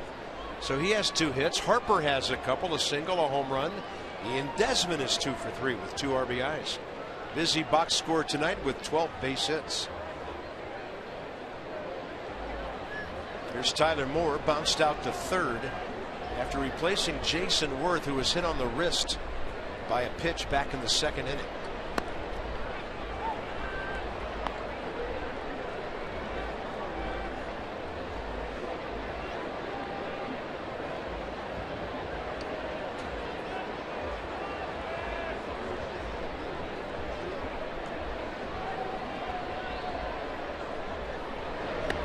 Off speed is in there at 80.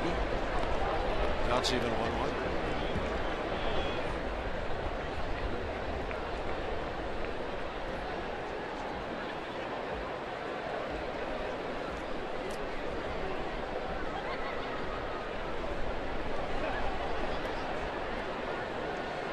They want to jam him here.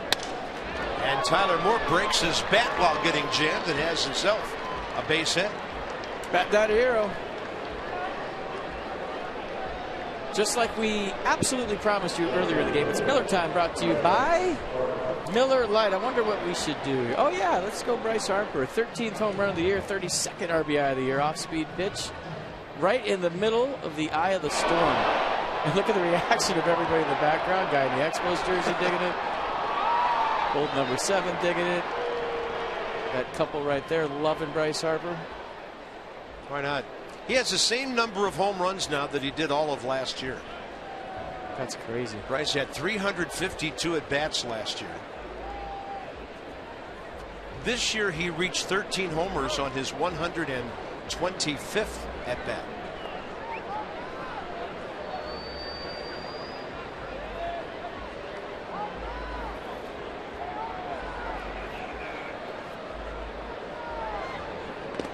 Any kind of extra base hit here that's not a homer, things could be interesting the rest of the evening. He has the single and the long ball. Bryce now 21 extra base hits. He has scored 32 runs. That's the most in the league.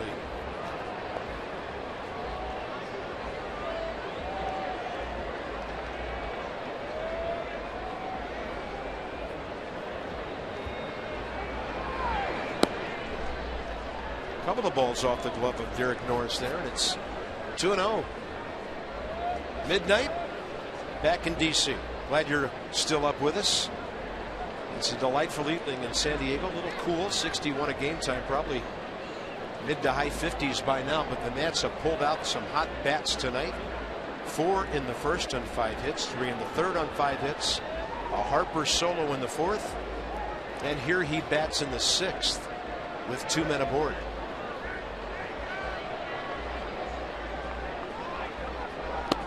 So it's tomorrow at home, and it's still today here.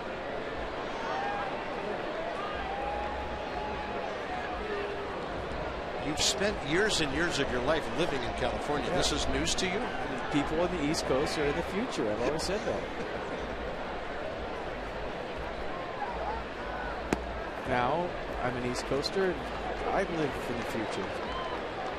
4-pitch walk. Bases loaded. Dan has more on Bryce Harper. Bob, Harper's on-base percentage this year going into that plate appearance was .453.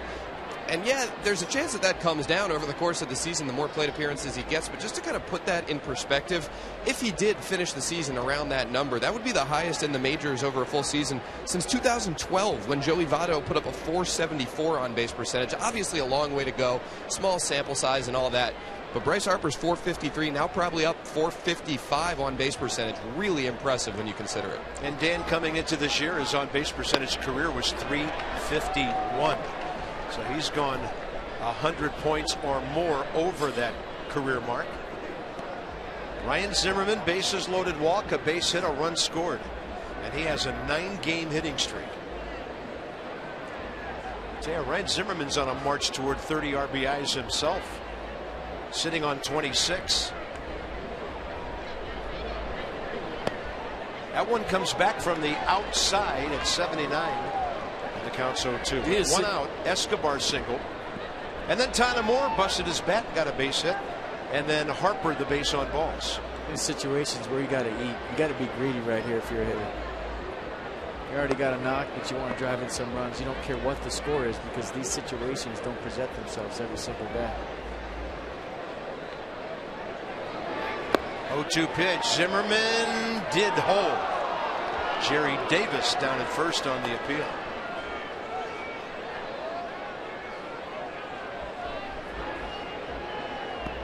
The Nationals lead 8-0. They've out-hit the Padres 13-5.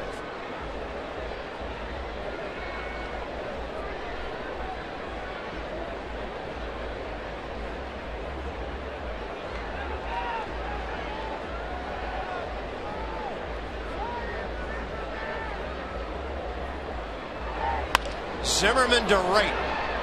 Kemp. The runner at third is Escobar. Throw will go to third. Diving in there, Tyler Moore, and the Nationals lead 9-0. Zimmerman up to 27 runs batted in.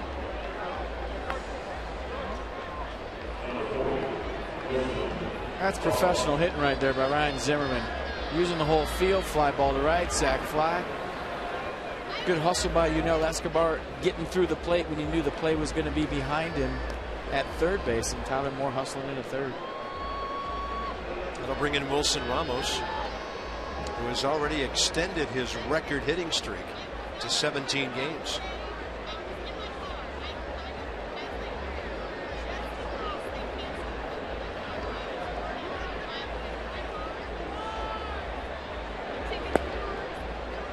First pitch changeup for a strike.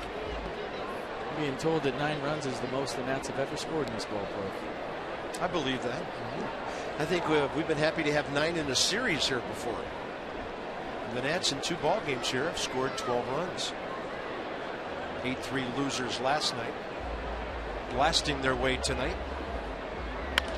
Ramos up the middle, and to his left the shortstop. Barmas the flip to second, and Jerko hangs on the bag. Jed Jerko makes a couple of tough defensive plays in this inning. Matt's got his hand in the air. Matt Williams got his hand in the air. I think they're going to take a little peek at this one to see if Jerko was on the base or not. He held his hand up in the air. The umpires looked at him. The umpires are trying to hold the Padres on the field. Still waiting. Waiting.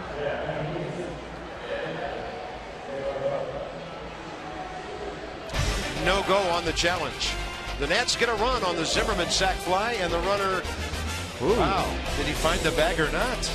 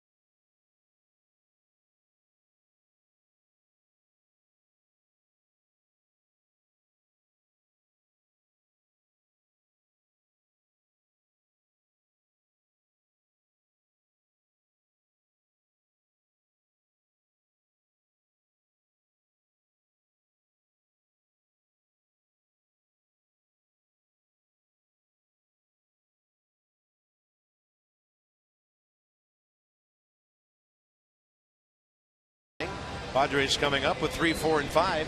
And Michael Taylor will take over in left field. No, Tyler Moore is still in the game. He will move to first.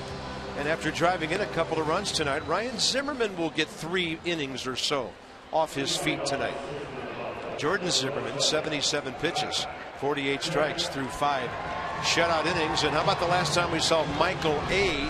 in Arizona? Well, he came up in a big spot in the game. Bryce Harper's spot, who got ejected earlier. In his first at-bat as a major leaguer with the bases loaded, just a little grand slam straightaway center field. No big deal to put his ball club up.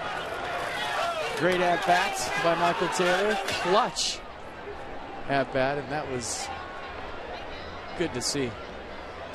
And, you know, Tyler Moore got the game tied earlier. Great to see the young guys off the bench saving the day in Arizona, and it takes a full roster to put a stretch together like the Nats are having, who have a chance to win their 13th game out of their last 17 here tonight. The bench has been doing a nice job all year. Dan Ugla, who's never really been a bench guy, is figuring that whole thing out. He's had some big at-bats. You mean Dan, right center field, extra base hit Ugla? He's been clutch, period. Clint Robinson did a nice job when getting some starts in Boston in that series.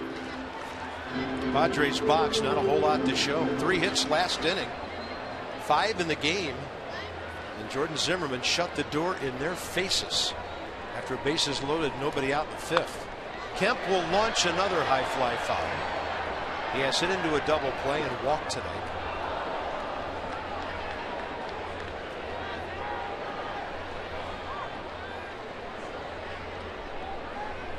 Kemp hit 25 homers for the Dodgers last year, drove in 89.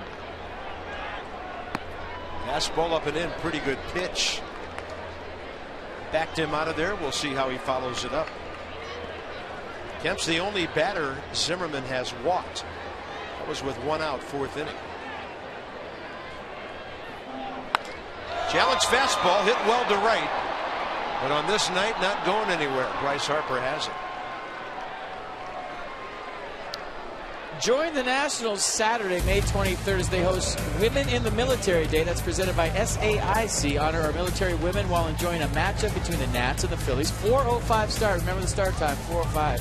The SAIC designated charity will be Women in Military Service for America Memorial Foundation, WIMSA. Visit nationals.com to purchase the tickets.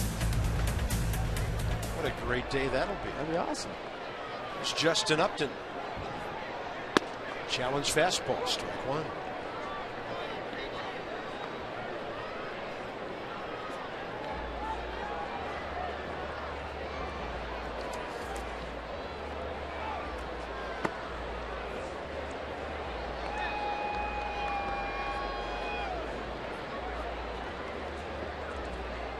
Jordan Zimmerman came into this game with a career 190 ERA against San Diego. That ball scorched out to center, and Denard Span made a great jab at it.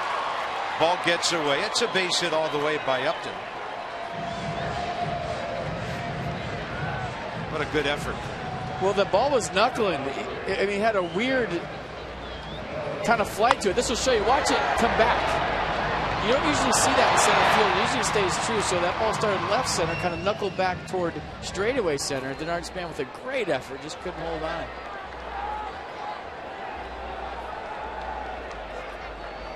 That'll bring in Derek Norris, who has singled and struck out.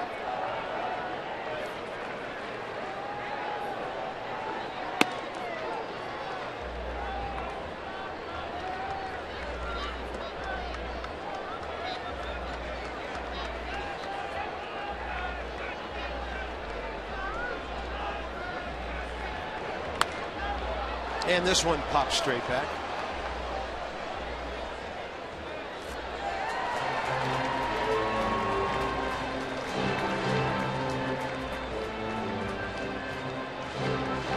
It's kind of the hardest play for an outfielder.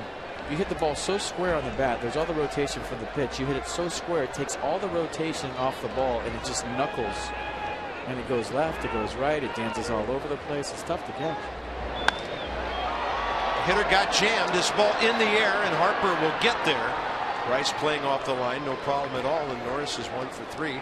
For the Achiever and You, PNC Bank, with our minor league report, and A.J. Cole back with the ball club today. Showed up during batting practice. 5 starts at Syracuse. He got rocked by the Braves April 28th. That was that crazy game the Nationals came back and won. He had made a couple of starts in Syracuse since we last saw him, covering 12 innings. On cue. Yeah, he might get some action tonight if Jordan Zimmerman doesn't finish this one off. I mean, he's grabbing a ball. He's throwing right now. So nice timing on the minor league report, which is really a major league report because he's in a major league bullpen getting ready to go. I sit here in awe of our massive crew. In fact, I think it's shock and awe right now. They're in the East Coast. They're in the future. That's how they made that call right They now. knew that was going to happen. I got it.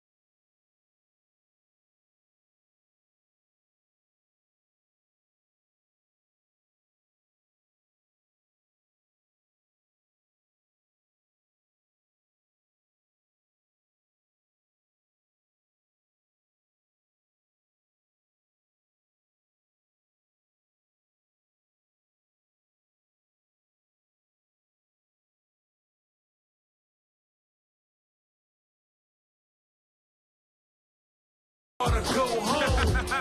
Y'all can't stop me when I'm in my zone. Main objective to be the best. Be head and shoulders above the rest. Stand tall, let them know I'ma swing for the fences. I'ma hit a home run. I'ma knock it out the ball. I'ma swing for the fences. I Shazam that right there. What's that song? Go hard or go home?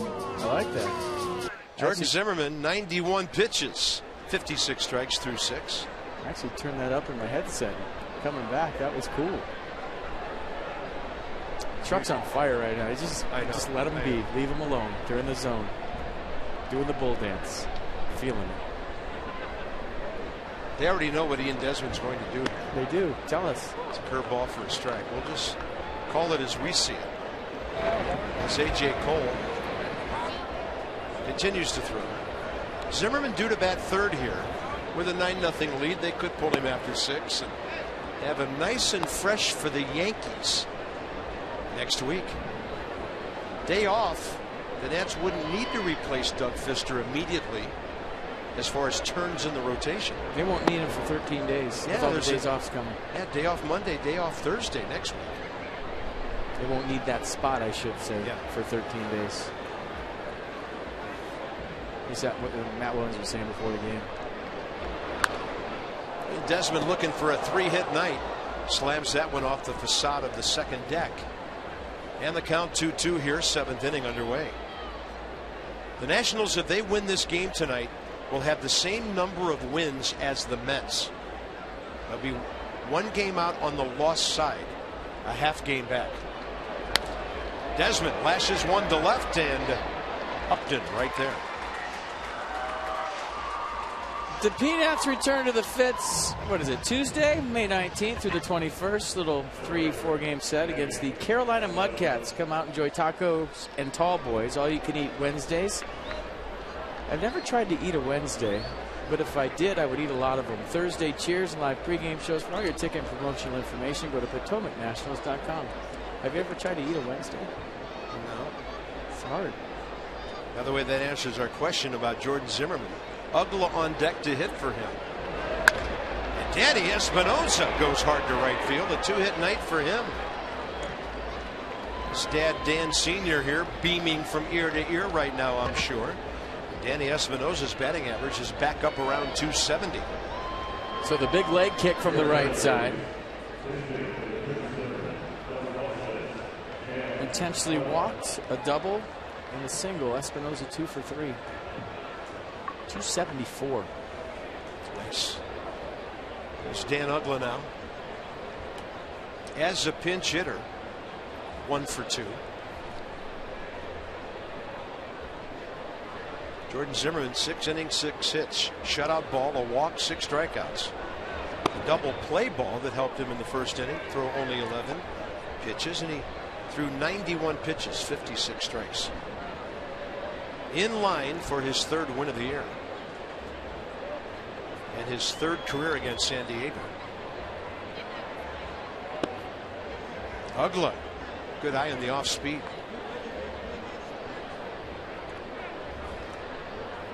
First at bat of this series.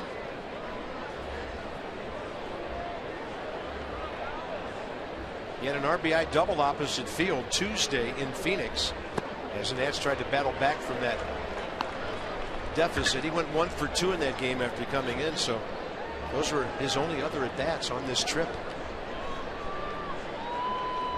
But he continues to contribute.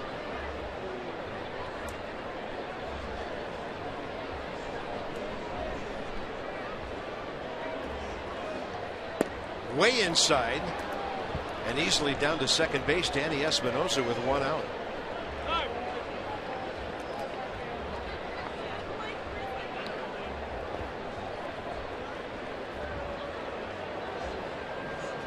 That'll be a pass ball.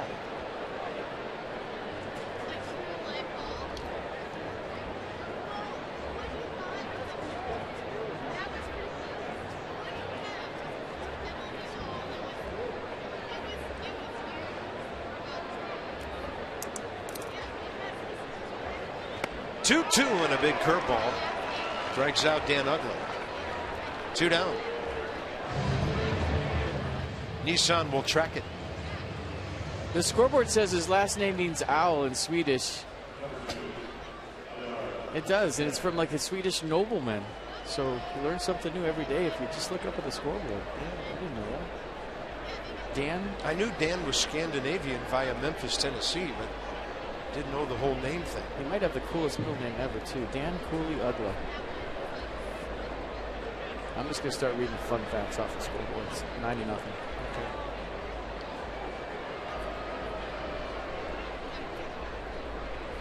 Bernard Span, 1 for 4 tonight. And now he has 5 consecutive multi-hit games. And an RBI, his 11th. Scampering home, Danny Espinosa. The Nationals lead 10-0. Bernard Span can hit. I mean, he could just flat out hit. And he almost hit Phil Cuzzy with a line drive right up the middle. Watch this. Look out, Phil. Coming at you hot. 10 runs on 15 hits. I mean, Span, Escobar, Harper, Zimmerman, Rom. I mean, they're clicking. Espinoza, Desmond jumping in the party tonight with a couple of knocks. You feel lucky to watch this team on a daily basis, especially guys like Span. I mean, he's one of the best hitters in the National League. I don't care what anybody says. What he did last year, what he's doing this year, he can flat out rake. Nats are up to 180 runs on the year. The Dodgers are at 184. They've scored 6 tonight against Colorado. And a reminder about the division, the Mets lost their 5th in a row today. So if the Nats win, same number of wins, they'll be a half game out. Did you know that Yunel Escobar played for the World Team in 2006, the MLB Futures game? You do this one more time, we're going to give you a hot dog and go sit you in the upper deck with Bobby Uecker. It's great information out there in the scoreboard. Just look up.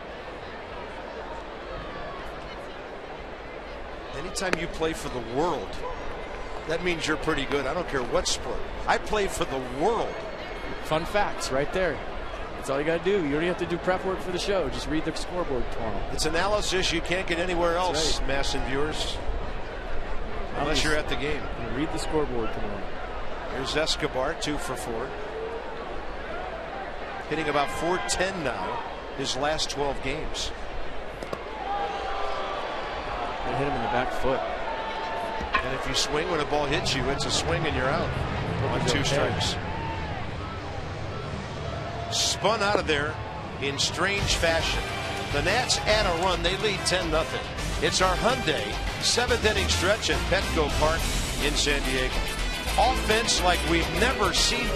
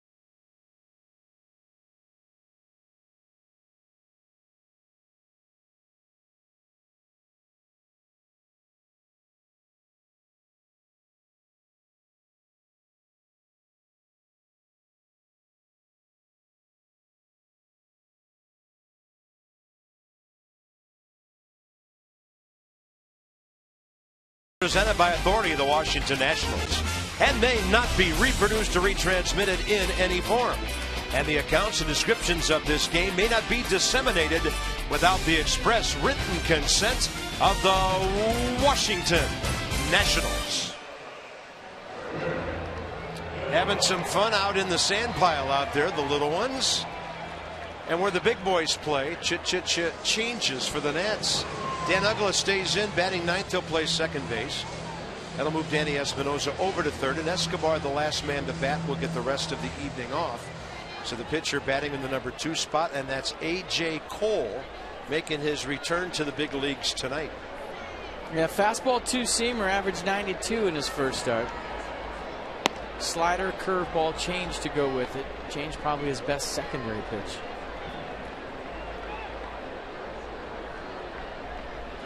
Middlebrooks, Barmes, and Jerko here, bottom 7 for San Diego, swing and a miss on what would have been ball 2. Well, I like this situation that Matt Williams is putting in A.J. Cole. He had that rough first start, first go around. He got a 10-run lead. Just go in there, maybe relax a little bit more and get some innings under your belt. And a ball hooked into the corner, going foul. Nice pick. Nice catch. That's that little fence down in the corner. They dropped that thing to 5 feet. And then they took the rest of the wall and dropped it from 8 feet to 7. So that guys like me could rob a home run. They want outfielders reaching over the wall. Call to the bullpen brought to you by the UPS store and packaged by them as well.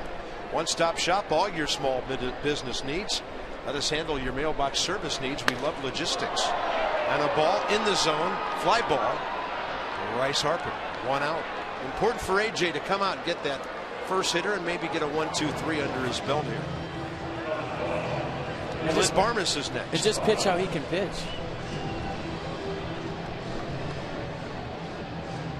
You could tell he was feeling it in Atlanta just by his body language, a little bit tight. Understandable for a kid in his first go around, but I like the situation he's in right now.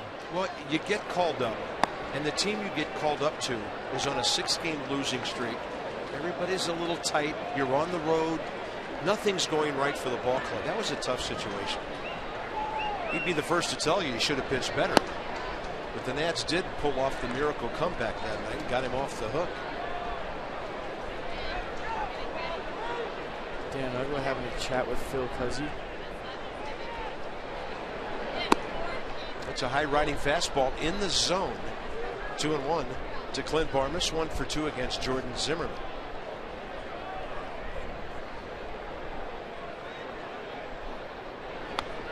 Pretty good running action in on the hands of the right-handed batter.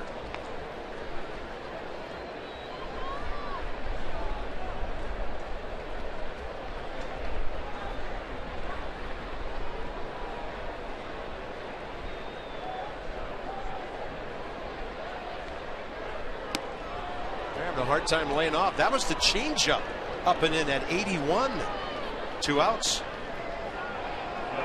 Well, if the changeup looks just like your sinker and you throw it in, right here, Clint Barmes is thinking fastball in. And by the time he realizes it's a sinker, it's too late to hold up. You see the pattern on pitch track, everything running in toward the right-hander, Barmes. Here's Jet Jerko, who Jordan Zimmerman struck out with the bases loaded and nobody out 2 innings ago. Set a Petco Park single-season rookie record with 13 home runs in 2013. And then they gave him the big contract. Boy, that scoreboard guy's on fire. Nice try, Santangelo.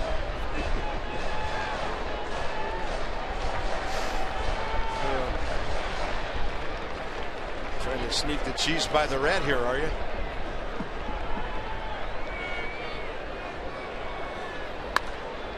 Popped him up. This will be over by the dugout, and the breeze is pushing it. It's been coming in. Not a big breeze right now like it was earlier, but just enough.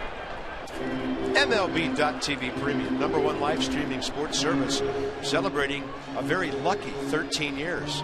Watch every out-of-market game live or on demand in True HD. Over 400 mobile and connected devices you can hook up on. Blackout and other restrictions apply. Visit MLB.TV. Check it out. 1-2 pitch. Good late movement again on that changeup. Changeup in, soft fastball. Big fan of changeups in. Especially as a hitter, once you make me aware of the fastball in and they look the same. It's a great pitch. And he goes fastball and jams him. Span broke back. Here he comes. 1, 2, 3 for A.J. Cole. Good for him after a long, long trip to San Diego.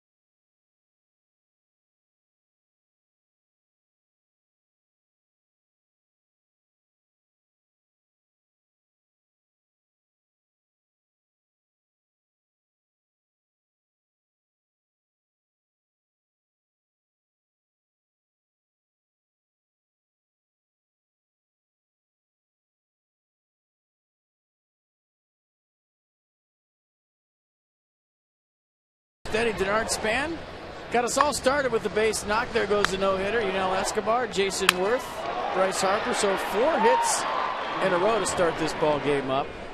And then Ian Desmond hitting 7th goes 2-out knock up the middle. That would score Bryce Harper. So a 4-run first was a game changer indeed, especially with a guy like Jordan Zimmerman on the mound. And if you missed it, Jason Worth got hit by a pitch.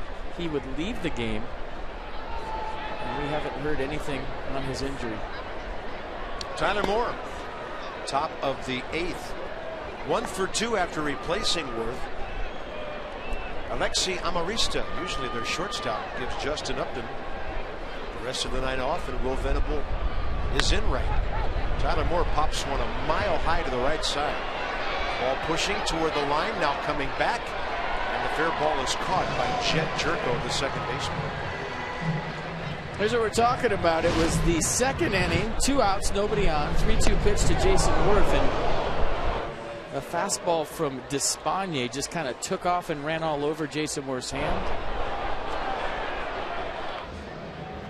And he had the pad on his wrist, so you would think that that would protect the bone, but there's other stuff right around the wrist, so we hope he's okay.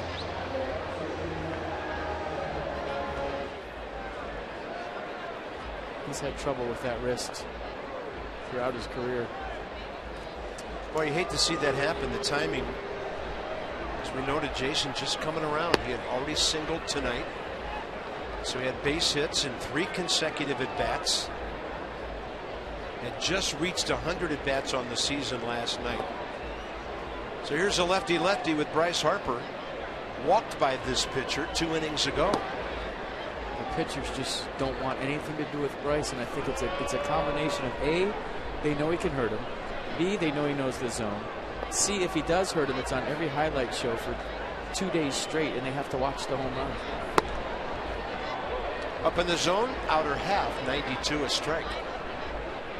You give up a home run to somebody, it's going to be on once. You give up a home run to Bryce Harper, it's going to be on the highlight reel for 2 days straight, and you're going to see 100 times. Guys don't want to be that guy. Harper turns on a pitch up and in. My, did he get that bat head out there in a hurry.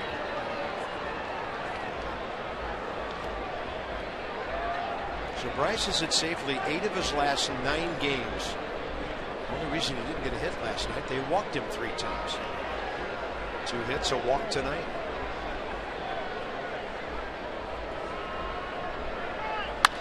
And another base hit. 3 for 4, Bryce Harper. On base for the 4th time.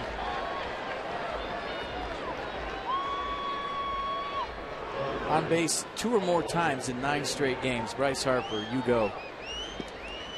Fastball up. The shift was on, but another barrel on baseball for Bryce Harper. Guess who the second net is to 40 hits? Bryce Harper now batting .317. Here's Michael A. Taylor. Came in for Ryan Zimmerman, and he'll bounce one out to second. The Padres took their time and almost failed to turn that 6-4-3, but they just got it. So we're going to the bottom of the 8th inning. Taylor's first at bat of the night. It's all Nats, 10-0.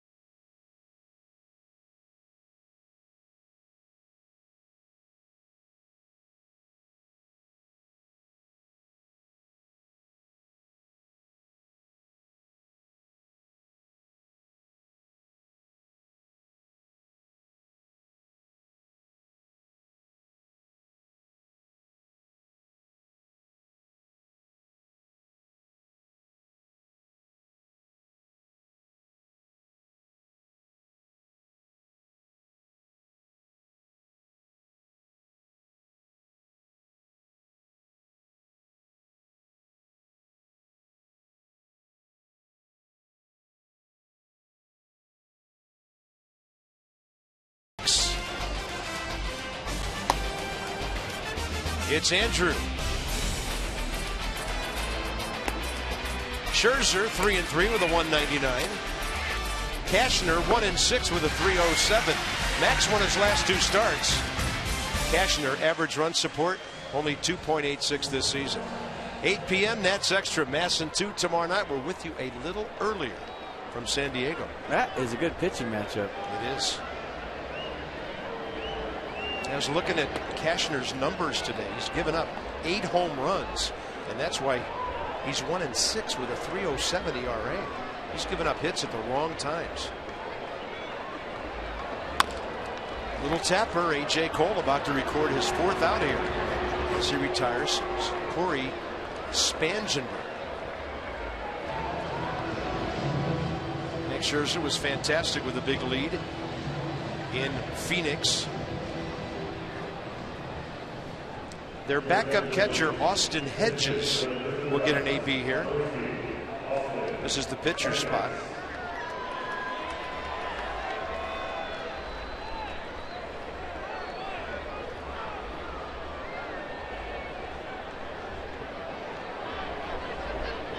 Austin Hedges is from Tustin, California.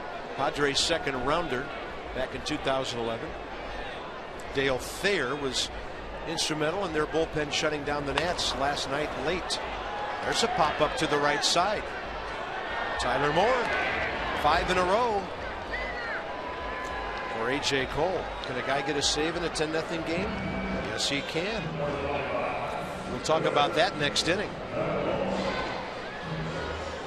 Is that like a tease? There's no way you can tune out now, is there? There's Will Venable. Came in straight up for Matt Kemp in right field. So, the all-time home run leaders at Petco Park. Number 1 is Adrian Gonzalez with 62. Number 2 is Will Venable with 40. Who would have known that? Yeah. Well, he's the senior member here. Well, your credibility is just skyrocketing here. Chase Headley's 3rd with 35.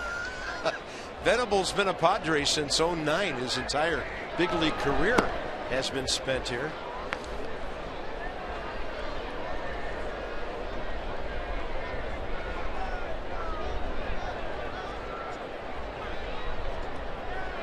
killing yourself there, aren't you? Oh, goodness. It's late. Yeah. It's 10-0. Having fun at the ballpark.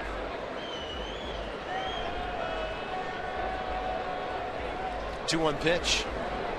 Fastball right on the outside edge.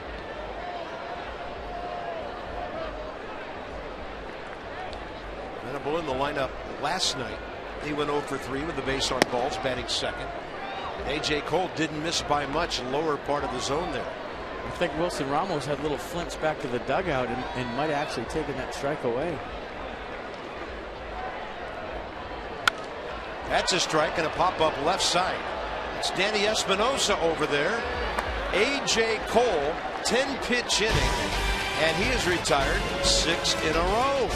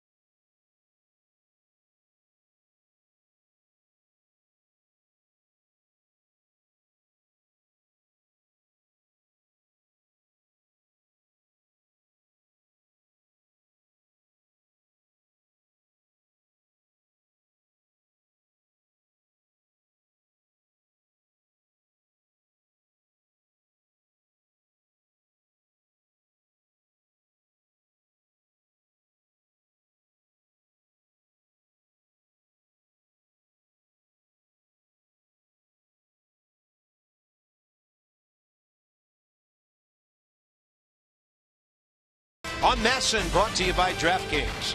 Play daily fantasy baseball for free on DraftKings.com. Enter promo code DUGOUT for free entry. Great train rolling by here. Petco Park. And I think things in the Gaslamp Quarter warmed up a little earlier tonight than Padre fans had anticipated. And here's Dale Thayer who comes on. Thayer worked a scoreless 6th inning last night. He came in when the Nats had 2 on, nobody out, and they still had a chance to make a comeback. He retired Ramos, Desmond, and Espinosa in that situation. And he gets the same 3 hitters right here. 34-year-old right-hander who's been one of the busiest relievers in baseball the last 3 years. Dale Thayer. Fastball 92, slider 82, changeup 84.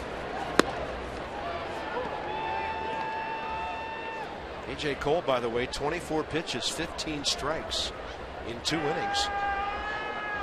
And he pitched as a starter on Sunday, so this was his day to pitch anyway.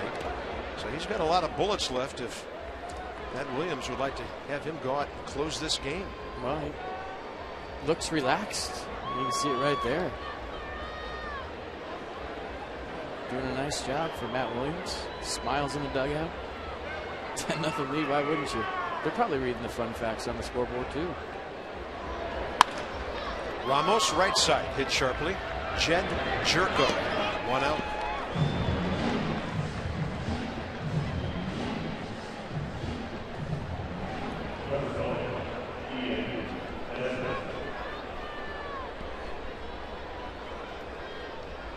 Ian Desmond having a good night. Hit it hard last time. He's 2 for 4 with a pair of singles, 2 RBIs, a stolen base, and a run scored.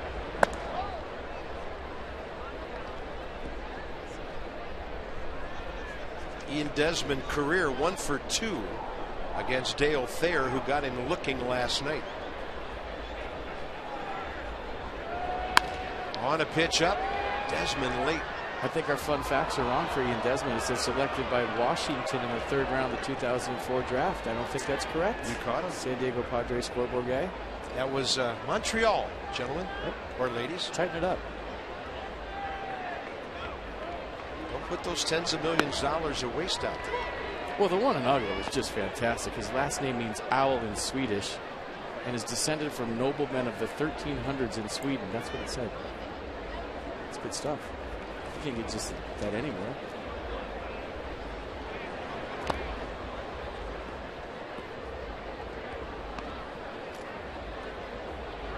Nobleman.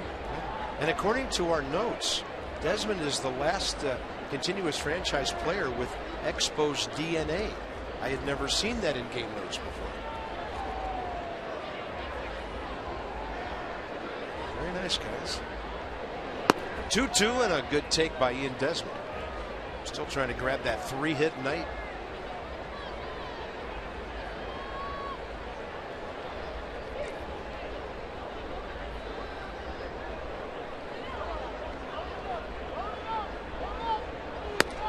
Got him down and away. 2 outs. There's tough on right-handed batters. One more chance for Danny Espinosa, who's had another good night. Number 8 spot on 3 times. 2-run double, single, and a run scored. You know, if they said that about Desmond in the Nationals, how can I believe that Dan Uggla's last name means owl? I feel like they lost all credibility right there. I'm not buying it. That means you must have Expos DNA in you. I do. It's my 15th year in this franchise.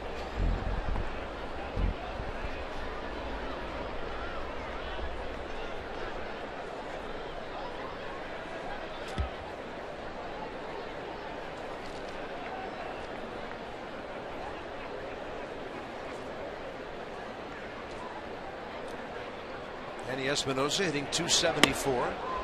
Fastball is up. Thayer kind of turns away from the hitter, then the ball gets on top of you in a hurry. Well, there's all kinds of stuff going on. There's hair everywhere. Beard, mullet, deception and delivery. Got a lot of things going. 1-1 count. Espinosa got a fastball and he pulls it foul. Might have broke his bat.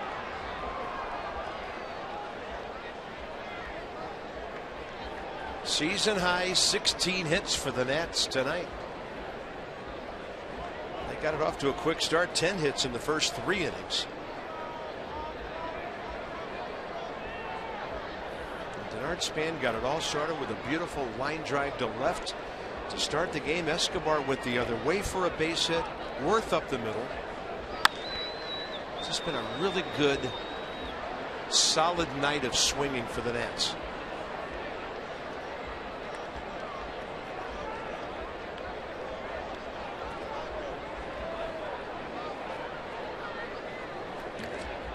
The story within the story is one pitcher was aggressive and one pitcher wasn't.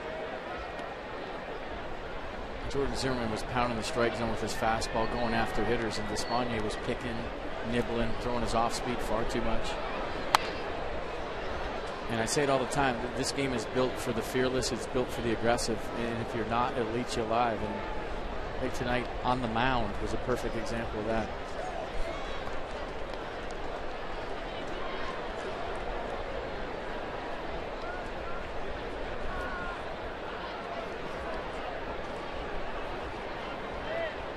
Espinosa battling here. Danny gets jammed and pops it up on the infield. Third baseman Will Middlebrooks makes that grab. So we're going to the bottom of the 9th inning. Thornton, Roark, Storin. They're about 500 feet from us, and they finally get on the show.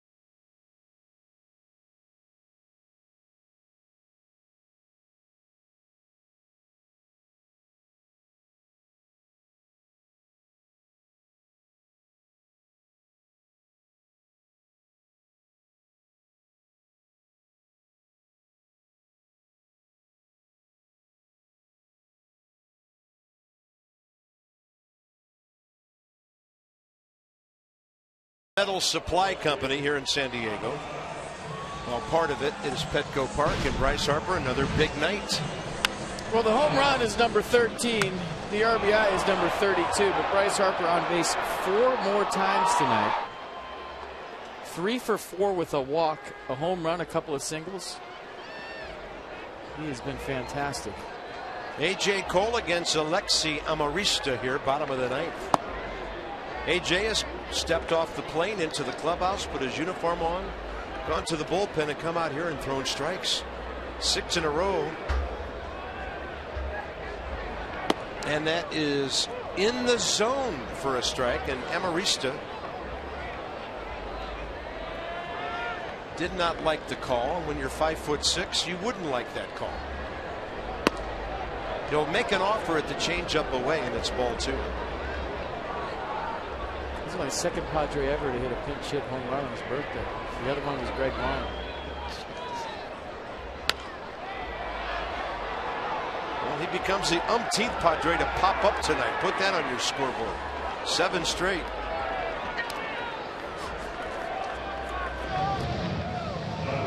More insights from FP and a little bit of play-by-play for Game 3 of this series. Max Scherzer goes 8:30 p.m. Masson 2. Johnny and Ray will be with you at 8 o'clock, so that's a 5:30 start out here tomorrow. Can't wait to see Max Scherzer pitch again on this road trip. Yeah, it's must-see TV with this guy in the line. I'll tell you what. There's Derek Norris. The Nats have held him to a 1-for-3 with a single tonight. And we're lucky no matter who starts on this ball club, we get to see quality pitching every single day. But there's something about the way Max Scherzer goes about it that fires me up, and I'm sure it fires a lot of Nats fans up too.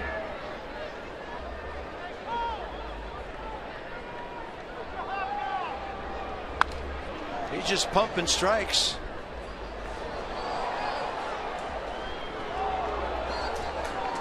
Going for the save. If AJ Cole gets 2 more outs, it's a 3-inning save in a 10-0 ball game. You get 9 outs, they give you a save no matter what the score is. 82 on the changeup.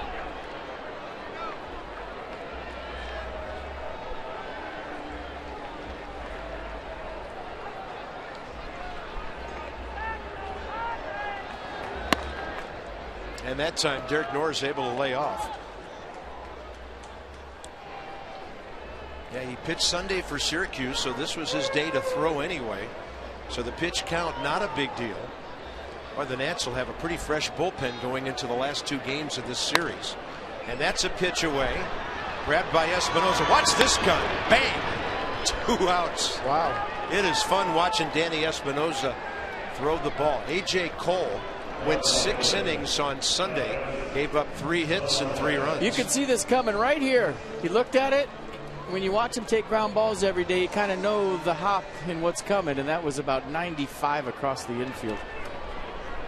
That reminded me of a third baseman that used to play here, the late Ken Caminetti. He had a cannon. That was very similar.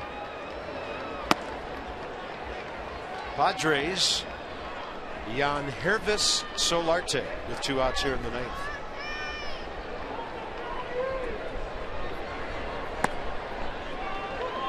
AJ Cole, 23 years of age, came with Blake Trinan back to the organization in the Michael Morse, Ian Kroll deal back in January of 2013. And that's the first base runner he's going to give up. Crowd goes crazy. Padres' first base hit since the 6th inning.